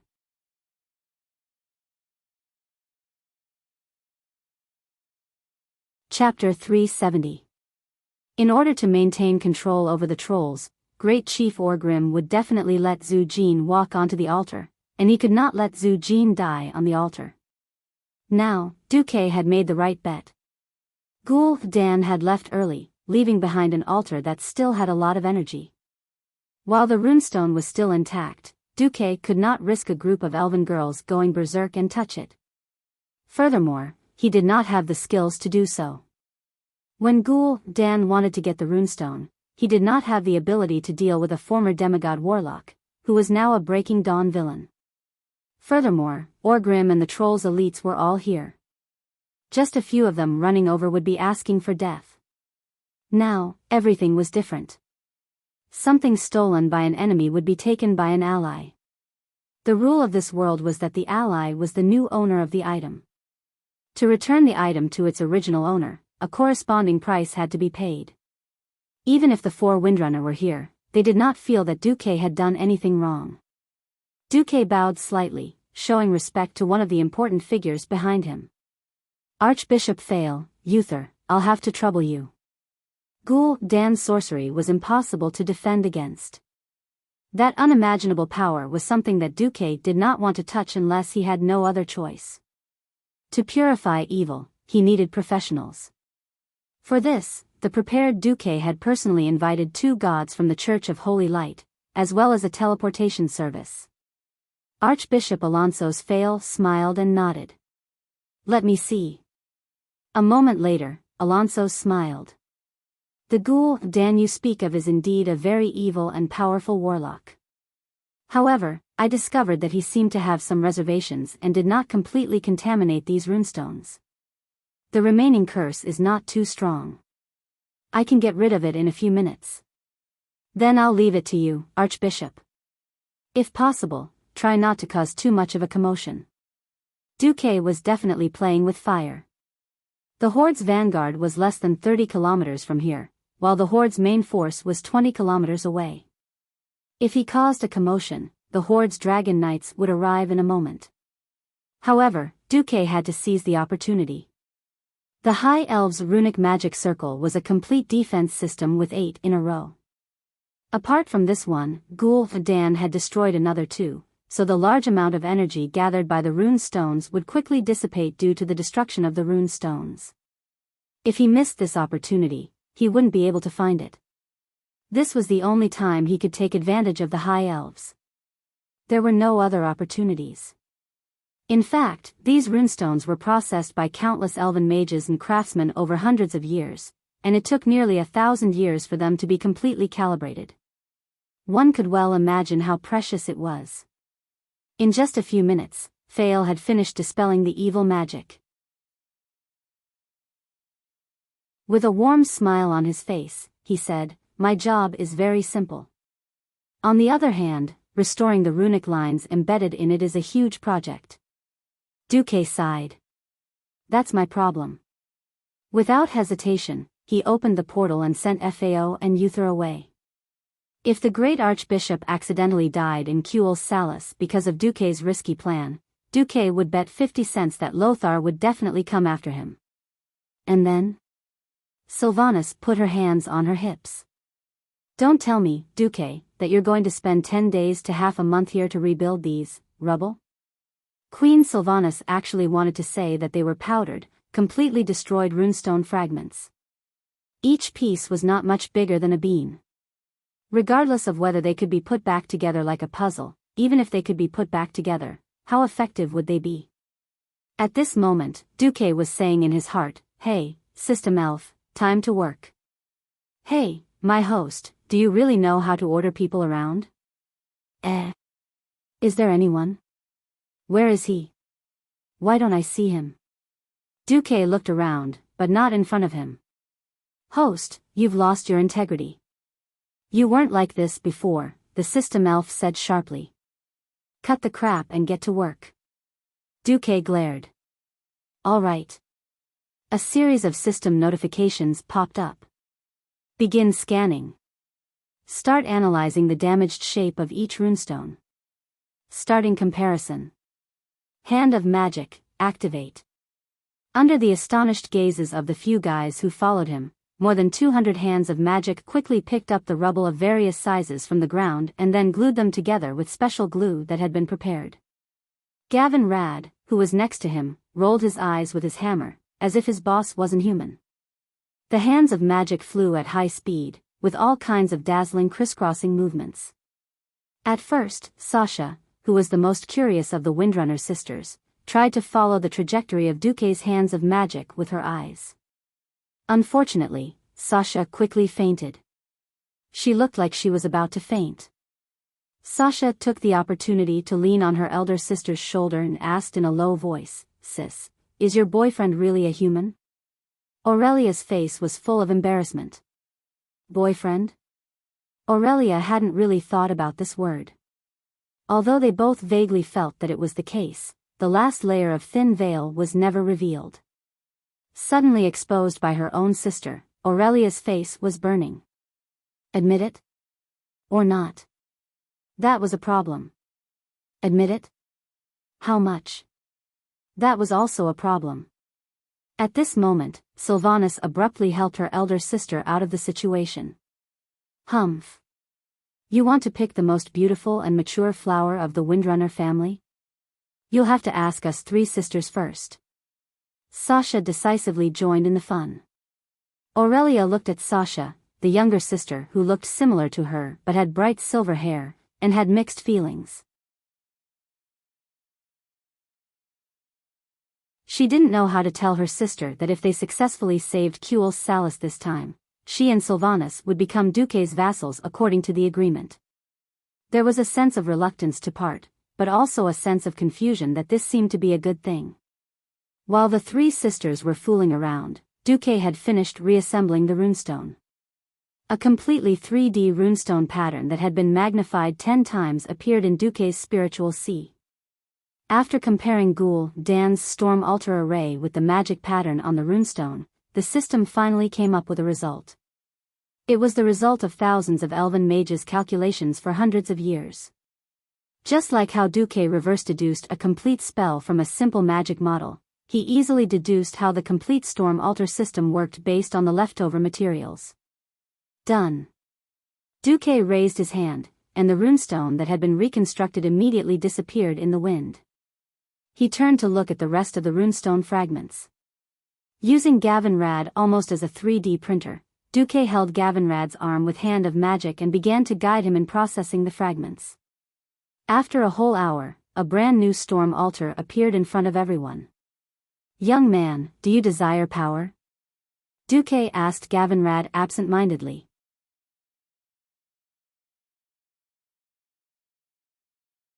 Chapter 371. Huh. I already believe in the holy light, Gavinrad immediately replied. I'm not asking you to change your faith. I'm just asking if you're interested in mastering a new, stronger power, Duque replied seriously. I think I'm strong enough. Gavinrad was a little skeptical about Duque's recommendation. Come on, I'm not saying that the power of the holy light isn't good, but the power of the holy light lies in the piety of the heart. Your piety is only slightly above average. So even if your foundation isn't bad, you're still the weakest among the first-generation holy knights. Duque immediately hit Gavinrad's sore spot. In terms of martial arts, Gavinrad wasn't much worse than the other three. The only person whom Gavinrad was convinced of was Dathrahan. But the power of the holy light came from the heart. The more pious one was, the more passionate one was about the holy light, and the stronger the holy light. After being blessed by the holy light, Uther became the one who could fight the most. He was tied with Turalian for second to last. Well, the weakest was Reginald Windsor. Okay, what power is that? The power of the storm. More accurately, the power of thunder. Huh. At this moment, Gavinrad was tempted. This had nothing to do with the characteristics of the holy knight profession. On one hand, it was a matter of potential. This was the path of the holy light. He had reached the end of it. He wasn't as good as the best, but he could not become the best. On the other hand, as a knight from Stormwind City, Gavinrad Bad Luck had good virtues and a martial family heritage. And the fundamental difference between him and Uther and the other first-generation holy knights was hatred. The hatred of being slaughtered by the orcs. Every family in the country had victims, and every Stormwind citizen had a deep hatred for the orcs. His little grudge was nothing much. But the path of the Holy Light did not allow for personal hatred. Gavin Rad could only suppress the anger in his heart and try to numb himself, telling himself that it was a selfless battle. In reality, he had failed. So his Holy Light power was near the bottom among the first-generation Holy Knights. If I'm not wrong, you can become a Storm Knight. Are there any risks? Calm down. When you're in danger, won't you activate invincibility? Oh, activate Holy Shield technique. With that thought, Gavin Rad decided to do it. With the same trepidation as the ogre, Gavin Rad stood at the center of the altar. At this time, everyone was shocked to find that the altar was still in a state of being unable to be activated. According to the simplest estimation, it would take 5 pharaohs to activate. At this moment, Duque put on a magnificent performance. True mirror image, Duque's figure suddenly became blurry, and a blue Duque walked out from Duque's body. It was obvious that the one who walked out was a doppelganger. However, in less than a tenth of a second, the doppelganger that walked out of the doppelganger's body was quickly dyed with real colors, like a child playing a coloring game. In the blink of an eye, it was impossible to tell the difference between the doppelganger and the original Duque. 2 Duques came out, then 3 Duques. In the end, a total of 5 Duques walked out of the original body. Unlike the Orc Sword Saint's rigid, mirror image, which had the exact same movements as the original body, Duque's doppelganger seemed to be completely independent of the original body. They took different steps, and Duque, who was walking to the furthest position, jogged over. The 2 further away were walking at a brisk pace, while Duke's avatar, who was closest to them, was practically crawling. Different expressions, different movements. Such a vivid performance left the Windrunner sisters speechless. Second sister, are my eyes playing tricks on me? Why does it look like there are many brothers-in-law? Sasha shook her second sister's shoulder in astonishment, not even realizing that she had used the wrong address. It was also Sylvana's first time seeing this divine skill of Duque's. She tried her best to observe and spread out her senses, and only after a while did she realize the difference between the doppelganger and the original body. The doppelganger did not breathe, and there was no smell. However, the doppelganger had a real body. She felt the air that the doppelganger created when it moved forward, forming a weak wind. Aurelia was dazzled, and very naturally, she remembered the first time she met Duque. It was a chance encounter, and she thought that she had met a ghost, but she found a magical mage seedling. And when Duque was killed for the second time, she happened to witness it. To be honest, she still had not figured out what happened back then. But now, she felt that most of her doubts were explained. Duque was definitely a super magic genius.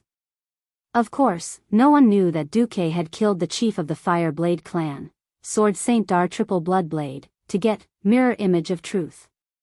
After everything was ready, the 5 doppelgangers of Duque began to cast spells at the same time under the control of the system elf. The principle was not much different from controlling Hand of Magic. In the eyes of others, it was cool. 5 doppelgangers that could chant different spells at the same time. With this talent, this magical method, the Windrunner sisters began to understand why Duque could rise so quickly in such a short time. It was almost the same as when Ghoul Dan activated the altar.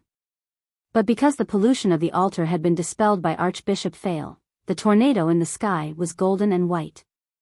The mighty power of the lightning in the sky was broken down into countless threads and entered Gavin Rad's body, modifying the body of the first Holy Knight who was killed by Arthes in history. Lightning flashed and thunder roared. Such a large-scale phenomenon could not be hidden from anyone. 40 kilometers away, Ghoul Dan, who was breaking the second runestone defense line in the Long Song Forest, was suddenly alarmed. Someone actually restored the storm altar. That's impossible. You guys, go and take a look. Unfortunately, Ghoul Dan, Google, and the few remaining warlocks of the Shadow Council were busy. They planned to use a new batch of runestones to build a new altar and could not leave at all. Having no choice, Ghoul Dan could only order Talon Gorfiend, the first Death Knight in the world who had been strengthened by the Storm Altar, to go and take a look. Distance was an important factor. Warlocks did have the ability to teleport teammates across space through the means of summoning, but the premise was that there was a warlock on their side and 2 allies at the destination. Now, there was not a single tribe within 10 kilometers of Duque. At this time, the modification of Gavin Rad was completed.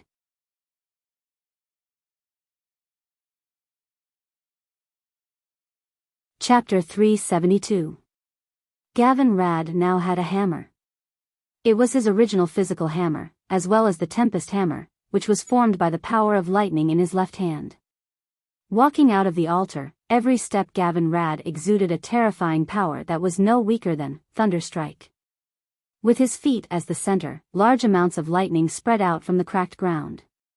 Tiny pieces of earth floated into the sky, ignoring gravity, but were turned into dust by the lightning that Gavin Rad released in midair. Gavin Rad was full of style now. This aura was no weaker than that of the Burning Legion's boss. Even if someone told Duque that Gavin Rad Misfortune was the real boss behind the scenes. If Duke didn't know what was going on, he would definitely believe 80% of it. Unfortunately, Gavin Rad's own words revealed the secret. Perhaps the iron rule of not being cool for 3 seconds worked. Gavin Rad actually asked, Boss Duque, will I electrocute my wife when I marry her in the future? The Windrunner sisters almost fell off the tree. Annoyed, Duque rolled his eyes. Idiot, can't you learn how to control your power? If that really happens, you can just marry a female holy knight. She won't die from electrocution. Duque didn't finish his sentence. If you're so stupid that you can't control your power, then when you do the life inheritance ritual with your wife, you can bathe her in holy light. Young man, it's a good thing to be full screen censored in battle. Duke didn't bother with Gavin Rad anymore and sent him to watch over the place. Time is limited. Which Windrunner wants to be the next to obtain power? Ghoul Dan has already destroyed the runestone's energy field. In another half a day, the energy will dissipate without use. Also, this is the power passed down by the High Elves for thousands of years. The 4 Windstalker sisters looked at each other, none of them able to move their feet. Duke's next sentence caused the 2 sisters to be unable to remain calm. This is the Storm Altar. An altar that can awaken the power of those with suitable attributes. There are only 3 types of awakenings: thunder, fire, and wind. The power of the wind. This was a temptation that no Windrunner could resist. Once upon a time, the Windrunner were proud of their unparalleled archery skills. In their hearts, there was nothing that they could not kill with a single arrow. Unfortunately, more and more powerful monsters overturned their thoughts. A Death Knight who wouldn't necessarily die, even if his head was pierced through. An ogre with 2 heads and 3 hearts. According to Duque, in the Draenor world where the orcs were originally from, there was a powerful creature that ruled over the ogres. Their name was Galan. These terrifying creatures usually had a height of more than 10 meters, a huge body, and unparalleled brute force. In the coming days, they were likely to become the orcs' tools of war. They couldn't imagine the terrifying behemoth rampaging through the elven battle formation. Improving himself was already an urgent need. In addition, it was the power of the wind. The Windrunner's prime power. There was no way to refuse. As the eldest sister, Aurelia was the first to stand up. Duque, is this power safe? Duque sighed. This is the power left behind by your high elf ancestors.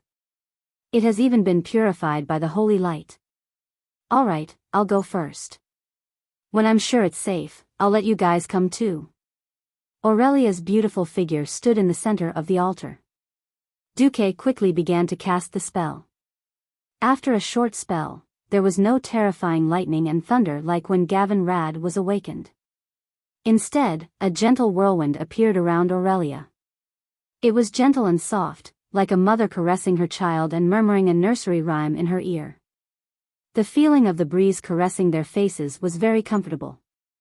It was so comfortable that everyone present felt like falling asleep. Everyone heard the sound of the wind.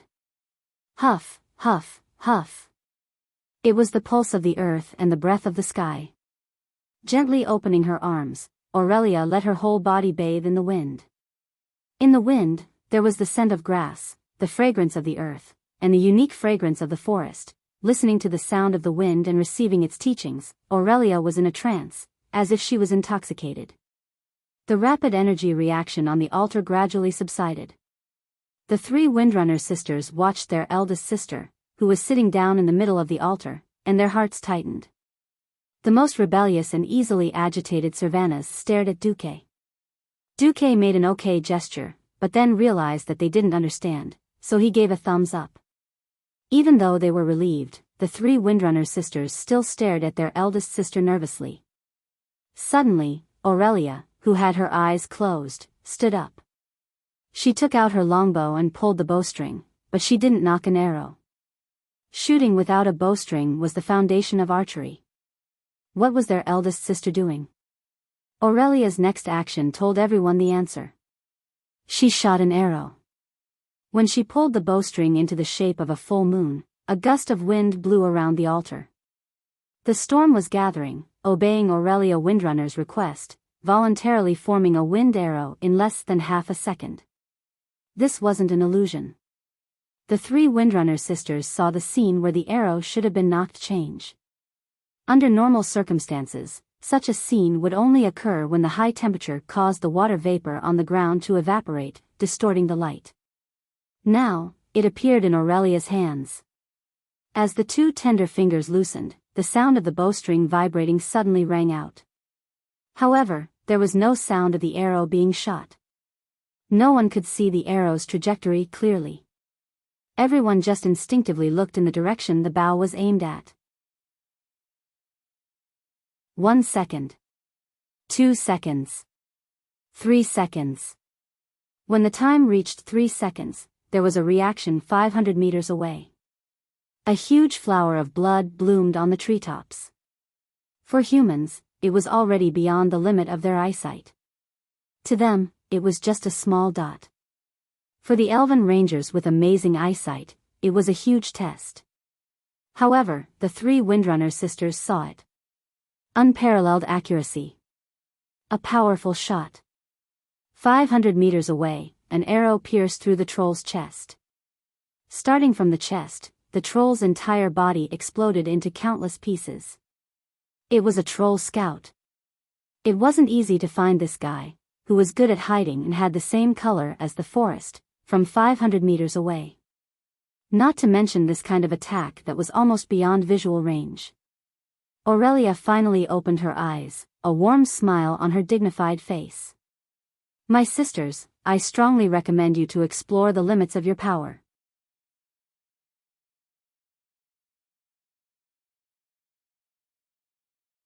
Chapter 373. Storms were gathering, and thunder was roaring. Power was surging, and destiny was being rewritten.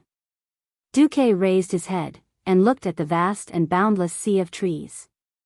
His deep, black eyes looked past the lush forest, the marching orcs, and finally landed on the tribal flags that were fluttering in the wind like rags. No one knew what Duque was thinking.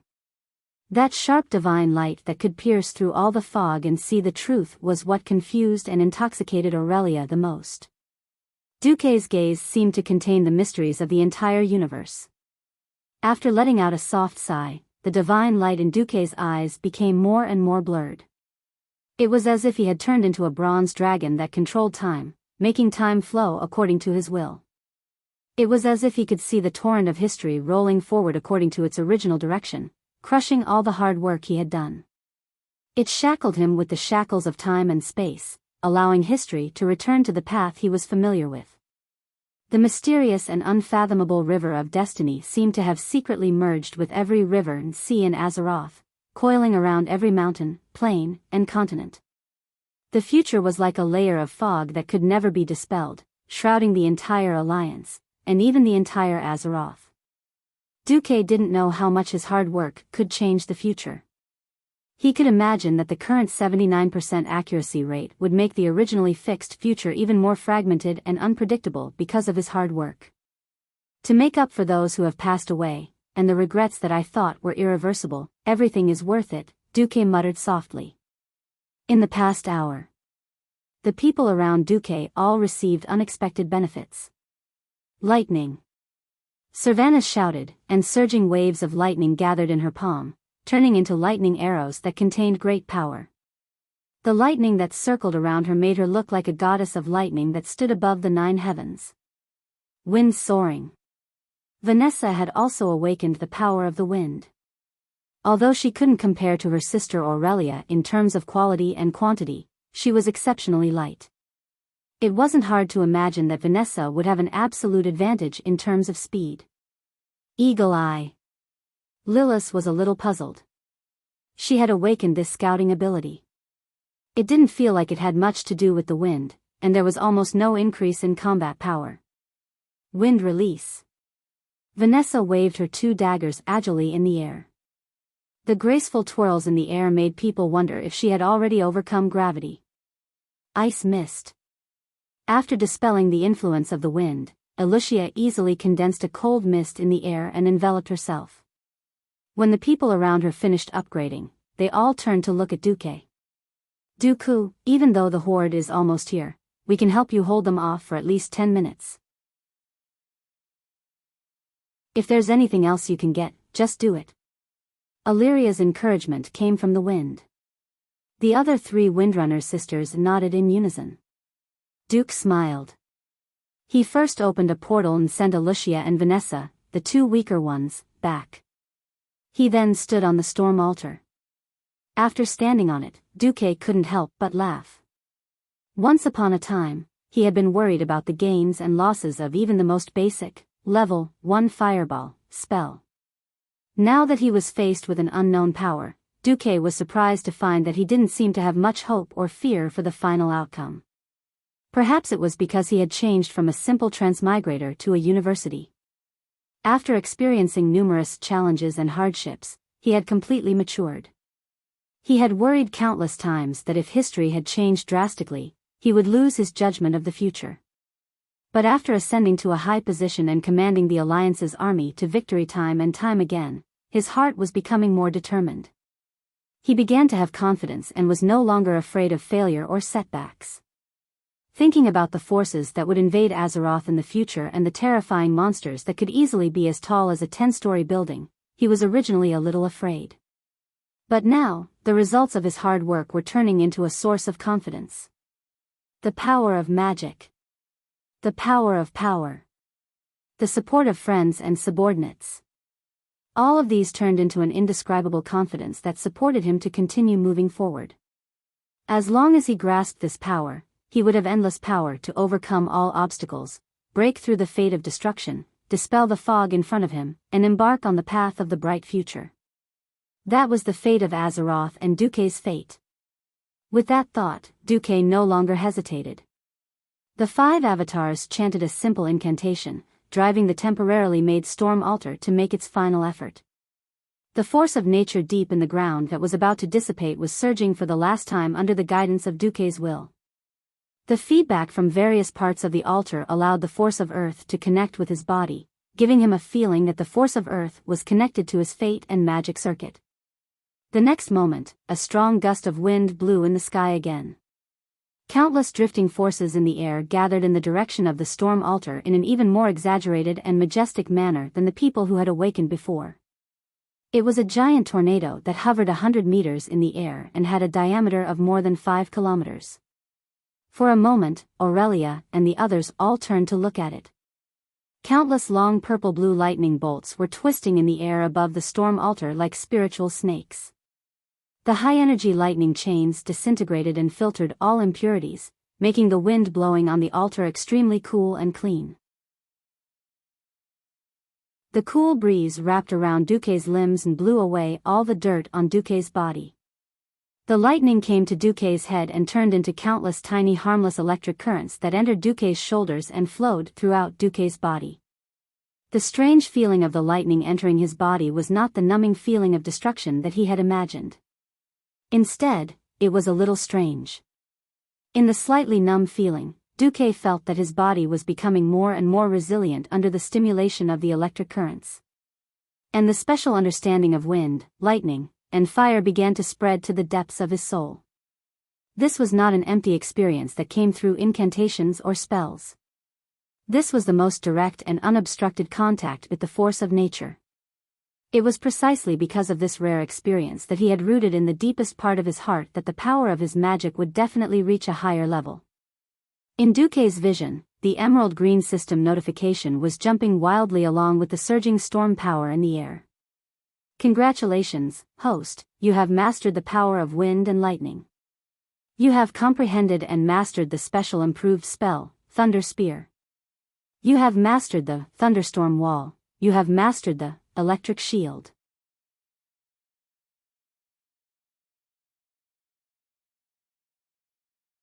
Chapter 374. There was nothing much to say about the scene of Duque leading everyone to retreat. Duque didn't plan on fighting Ghoul Dan while he was surrounded by the beast men. After the Windrunner wreaked havoc on the beast men, Duque opened a portal and retreated. If they didn't leave now, once Ghoul Dan arrived, no one would be able to leave. The only thing Duque could use now was Ghoul Dan's contempt for him, or rather, Ghoul Dan's scheme to screw Orgrim over. Early the next morning, Aurelia appeared outside the Silvermoon Council's meeting hall. Apologies, General Windrunner. The Silvermoon Council is currently in its daily meeting. You can't enter. You barged into the council last time, and many council members are furious at your reckless and vulgar actions. The guard captain blocked Aurelia. The huge kite shield in his hand was dazzling in Aurelia's eyes. Aurelia did her best to suppress her emotions. Eversong Forest has been invaded. From yesterday afternoon until this morning, we lost a total of 7 teams. The highest level of requests for help have filled the entire communication room, and now you're telling me not to disturb that damn daily meeting? We're in a state of war. But, without another word, Aurelia took out the thing that Duque had asked her to bring last night. The head of a troll. It spun in the air, its long black hair that was braided into dozens of strange braids dancing in the air. The sunlight shone on its long fangs, and it crashed into the kite shield that blocked all information from the outside world. Finally, it landed at the feet of the guard captain. The air froze for a moment. Every single one of the 12 guards stared at the head. In the next moment, Aurelia opened a bag and revealed the thing inside. It was a beautiful magic crystal nameplate that marked the identity of a high elf soldier. If the nameplate was taken off, it would only mean one thing: death in battle. There were many nameplates, but the most shocking thing was that among the blood-stained nameplates, the guard captain found many nameplates of platoon leaders and even senior captains. The faces of all the guards suddenly changed. Aurelia once again broke into the Silver Moon Council that she was familiar with and hated. When the chairman of the parliament saw Aurelia's heroic and dignified face, he was immediately enraged. For the sake of Silvery Moon City, can you stop interrupting the sacred meeting? I'm really sorry. No matter how good-tempered Aurelia was, when she saw these high and mighty counselors who did not care about worldly affairs, the anger in her heart rose to her throat. Longsong Forest has been invaded. Are you only willing to stop the sacred meeting and face the coming of the war when the tribe reaches this sacred gate? Everyone could hear the bitter irony in Aurelia's words. Impossible. A great lord suddenly stood up and pointed a finger at Aurelia, his tone abnormally harsh. No one can survive after passing through those runestones. Huh? No? Aurelia raised her long golden eyebrows. Are you sure? Are you talking about this kind of runestone? Aurelia took out a piece of runestone the size of 2 palms from her bag, raised her hand, and threw it at the great lord. The lifespan of the high elves was quite long, and many of the counselors present were mages who had set up the runestones. It was precisely because of the great achievement of firmly protecting Kuel's Salus that they could transcend ordinary people and become noble beings who dared to challenge the king and were superior to all beings. Now, their pride, their reliance, had vanished into thin air in the blink of an eye. Every counselor's heart beat violently, and they almost forgot to breathe. Great Lord Moria, your territory seems to be in the southern part of the Longsong Forest, right? Do you want to find a high balcony and see if there are flames rising in your territory? Illyria's words made High Lord Moria jump up as if his buttocks had been slapped by a whip. Ignoring the clown, Aurelia looked straight at the Sun King. I don't want to repeat the warning I've given you. I just want to tell you a fact. There is no doubt that the trolls have entered our forest, trampled our land, and slaughtered our people. The orcs that I've mentioned are now following them. They don't have the agility and stealth of the trolls, but they have strong bodies and their numbers are like locusts. They are planning to destroy our home together with the trolls. Aurelia panted heavily, and her chest rose and fell rapidly. The whole hall was very, very quiet, and only her heavy breathing could be heard. Aurelia raised her head, and there was endless pain and heartache on her face. Finally, I just want to ask, are you all damned deaf and blind? Do you want all the rangers at the border to die in battle? Do you want all the elves in the Longsong Forest to be slaughtered? Do you want to wait until you face the ferocious faces of the trolls and smell their nauseating breath? Only then are you willing to admit that a full-scale war has come to us, the High Elves. Aurelia's voice was very melodious. As she pleaded, she opened the blood-stained bag again, and countless nameplates fell out and fell on the shiny white tiles, making clanking sounds. Whether it was the king, the speaker, or the counselors, the pupils of all the elves suddenly shrank, and they stared at the nameplates for a long time, speechless. They looked at the fresh troll head presented by the guard captain. The Sun King, an Astrian Sunstrider, burst out with a loud roar. Damn, this time, the Sun King's outburst was not because of Aurelia. The Elven King slapped the troll's head hard, and it flew into the air. The head did not have a chance to fall to the ground, because in mid-air, it had been instantly incinerated by the Sun King's destructive flames. The high-temperature embers scattered on the floor of the Silvermoon Council's meeting hall. The Sun King furrowed his brows, and his eyes that were muddy most of the time became as sharp as a sword. The trolls dare to invade our home? Anastrian was completely enraged. They dare to do this? He looked up, and his expression was like that of a furious brown bear. We will let them use their lives and blood to wash away their sins. Gather our warriors, gather our rangers, we will launch an all-out attack on the trolls, drive them out of our forest, and use their heads to build our new border.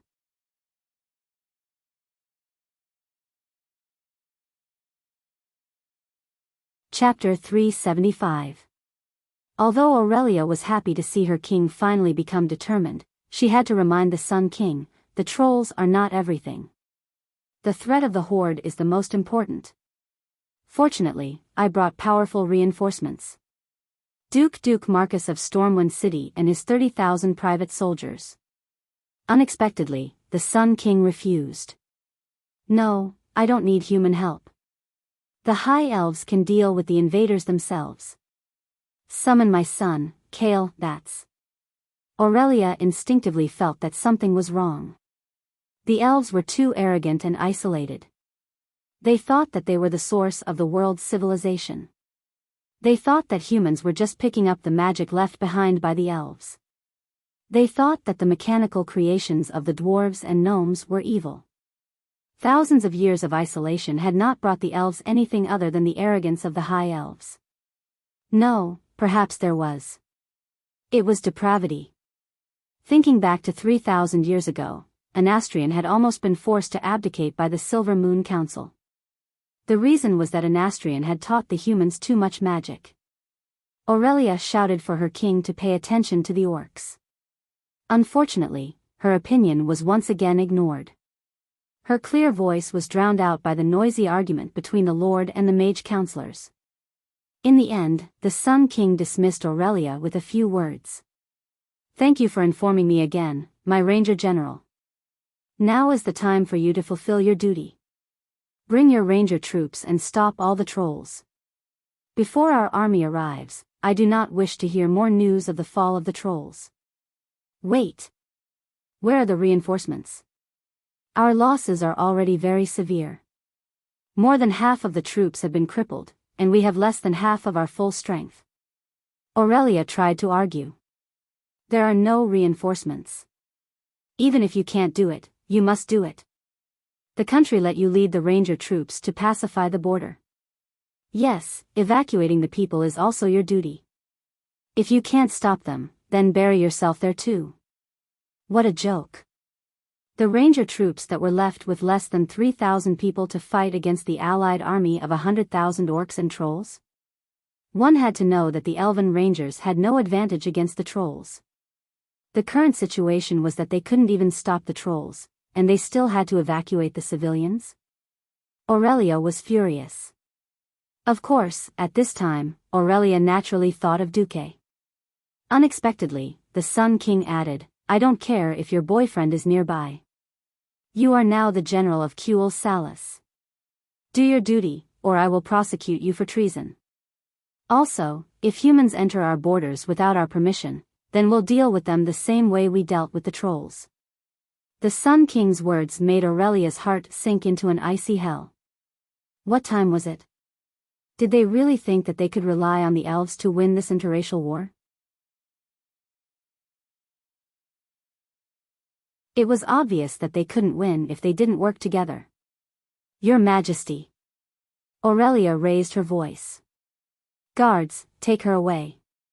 Let the council send an army supervisor to ensure that the two generals of the Windrunner family fulfill their duties.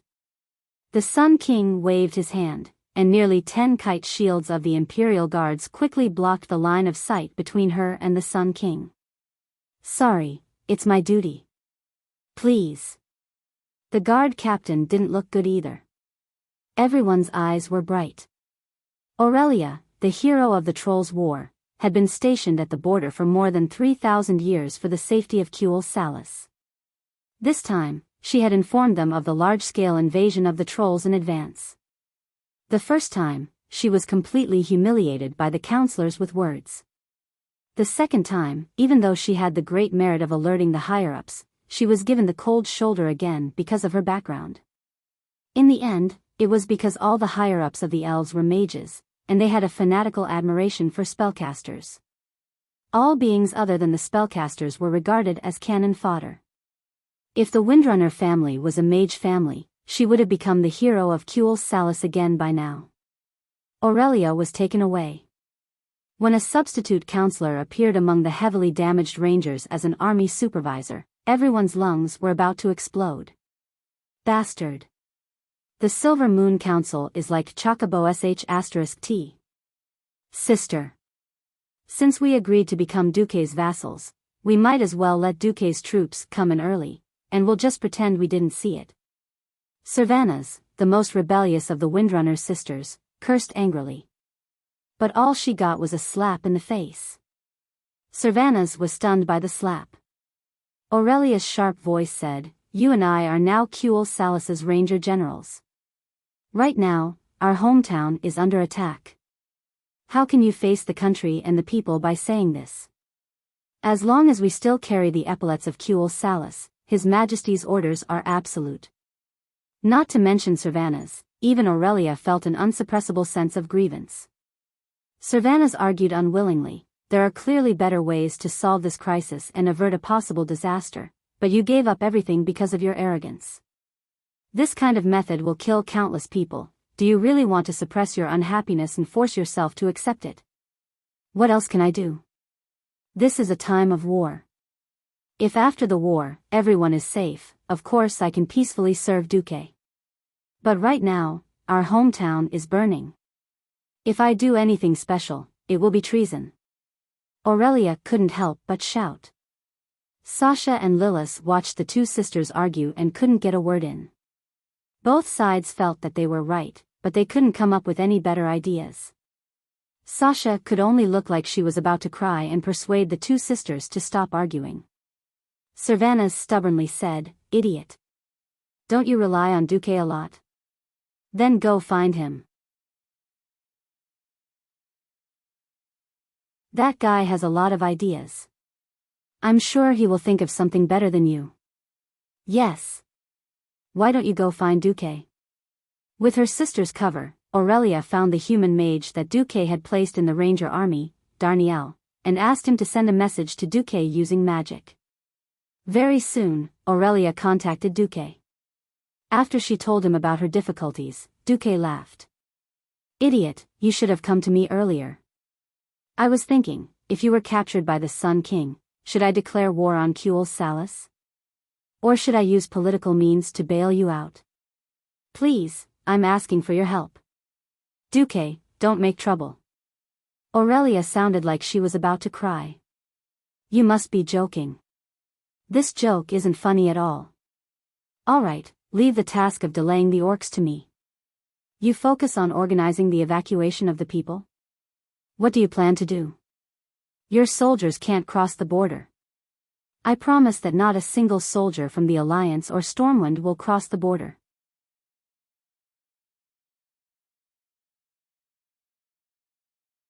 Chapter 376. Once again, it was proven that Aurelia had once again underestimated Duque's intelligence. Or rather, she had underestimated Duque's ability to play with words. On this day, more than 5,000 goblin spirit robots strode across the Kuel Salas border, which was no longer under the control of the elves. The Windrunner sisters were dumbfounded. They were completely dumbfounded. This is possible? Aurelia looked at Duque on the other side of the border. Why not? Duque put his hands on his hips.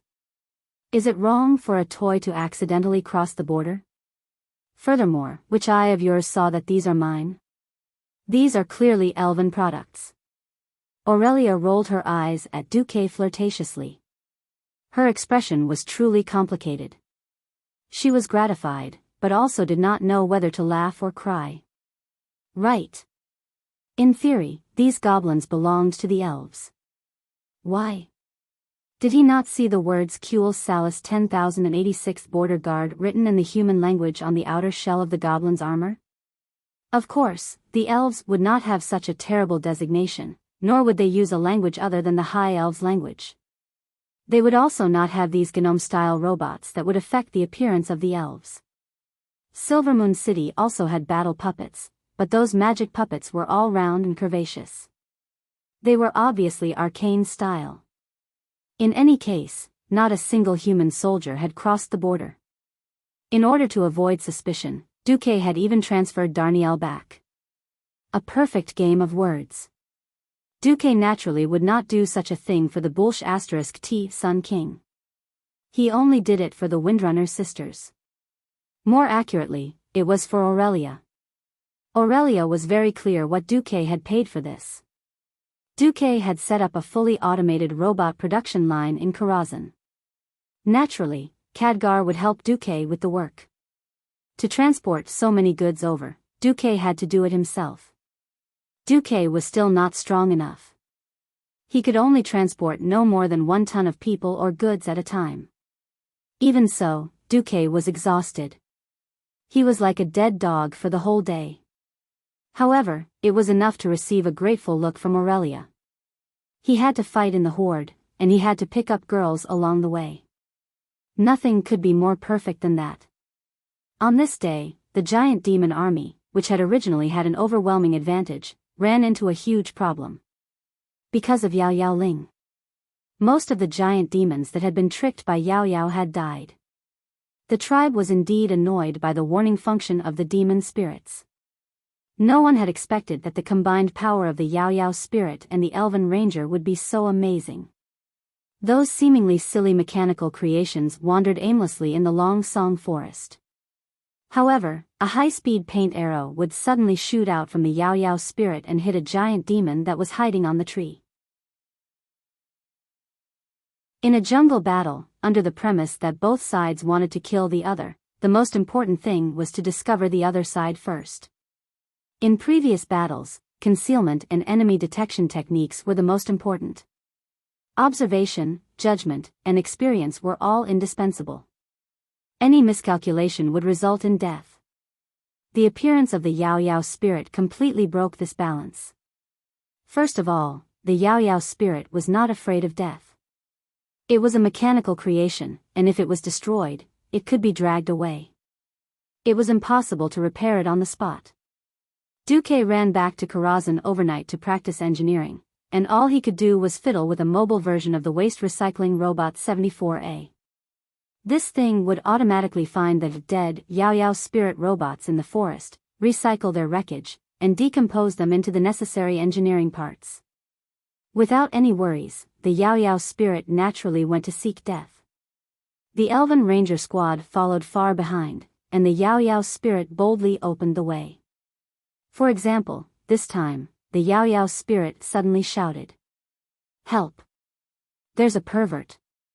After splashing paint on a certain troll on the tree, the troll himself was hit by a flying axe and died immediately. Its sacrifice was worth it. In the next second, the giant demon was shot in the head by the Elven Ranger who followed. The Rangers were embarrassed, but it was undeniable that the Yao spirit's reconnaissance was very good. They concluded a pattern that they didn't know whether to laugh or cry. There's a pervert. There was a giant demon. There are a few perverts. There were no more than 5 giant demons. So many perverts. That was about 10. No, there are too many perverts. I have to give up on healing. This meant that there were more than 50 giant demons, and the Rangers had to retreat immediately. It had to be said that with the help of the Yao spirit, Aurelia only relied on less than 3,000 Rangers to hold off 50,000 giant demons. She also freed up more than 300 Rangers with minor injuries to organize the evacuation in the rear. Everyone, don't panic. Hold on, Silvermoon's reinforcements will arrive soon. In order to calm the people, Aurelia had to say some nonsense that she didn't even believe herself. How could Silvermoon's reinforcements arrive so quickly? Unless an Astrian was willing to send out Silvermoon's regular army, it would take at least 3 days to gather the troops. But would the Horde give her 3 days? It was also that night that the Horde's main force arrived. Unlike the giant demons who charged straight into Longsong Forest, the orcs also sent out a detachment to attack the Windrunner's hometown, Windwalk Village, and the Windrunner Tower at the southwestern edge of Longsong Forest.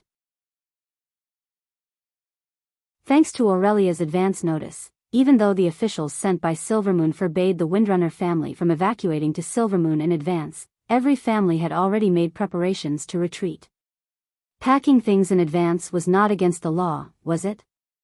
Almost as soon as Silvermoon's permission to retreat was given, all the elves in the village threw their belongings into the elven transport ships that had been prepared beforehand in an orderly manner.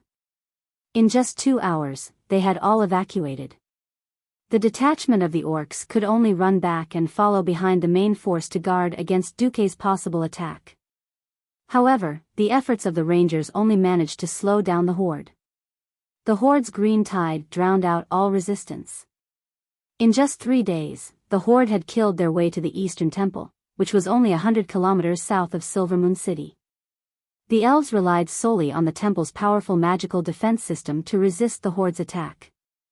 As the Horde invested a large number of 2-headed ogre mages, the situation began to worsen. At this moment, Prince Kale, Bats, who had rushed back, saw the army of 25,000 people that had been hastily assembled. Looking at the troops that his father and the Silvermoon Council had gathered for him, Kale, Bat's face was ashen. What kind of joke is this? This is the army that you want me to fight against a 100,000 Horde army? Most of the 25,000 people were local garrison troops that had withdrawn from the front lines. Unlike the Rangers who had always been fighting at the front lines, the training of these garrison troops was terrible, and most of them had been killed by the orcs. Most importantly, Kale, That's realized that there was a serious lack of warriors in this army. Warriors who could hold the front and suppress the enemy's formation. You're tuning into the Biyao's Wuxia Chronicles YouTube channel. Don't forget to subscribe and join us on this journey to catch the most captivating stories.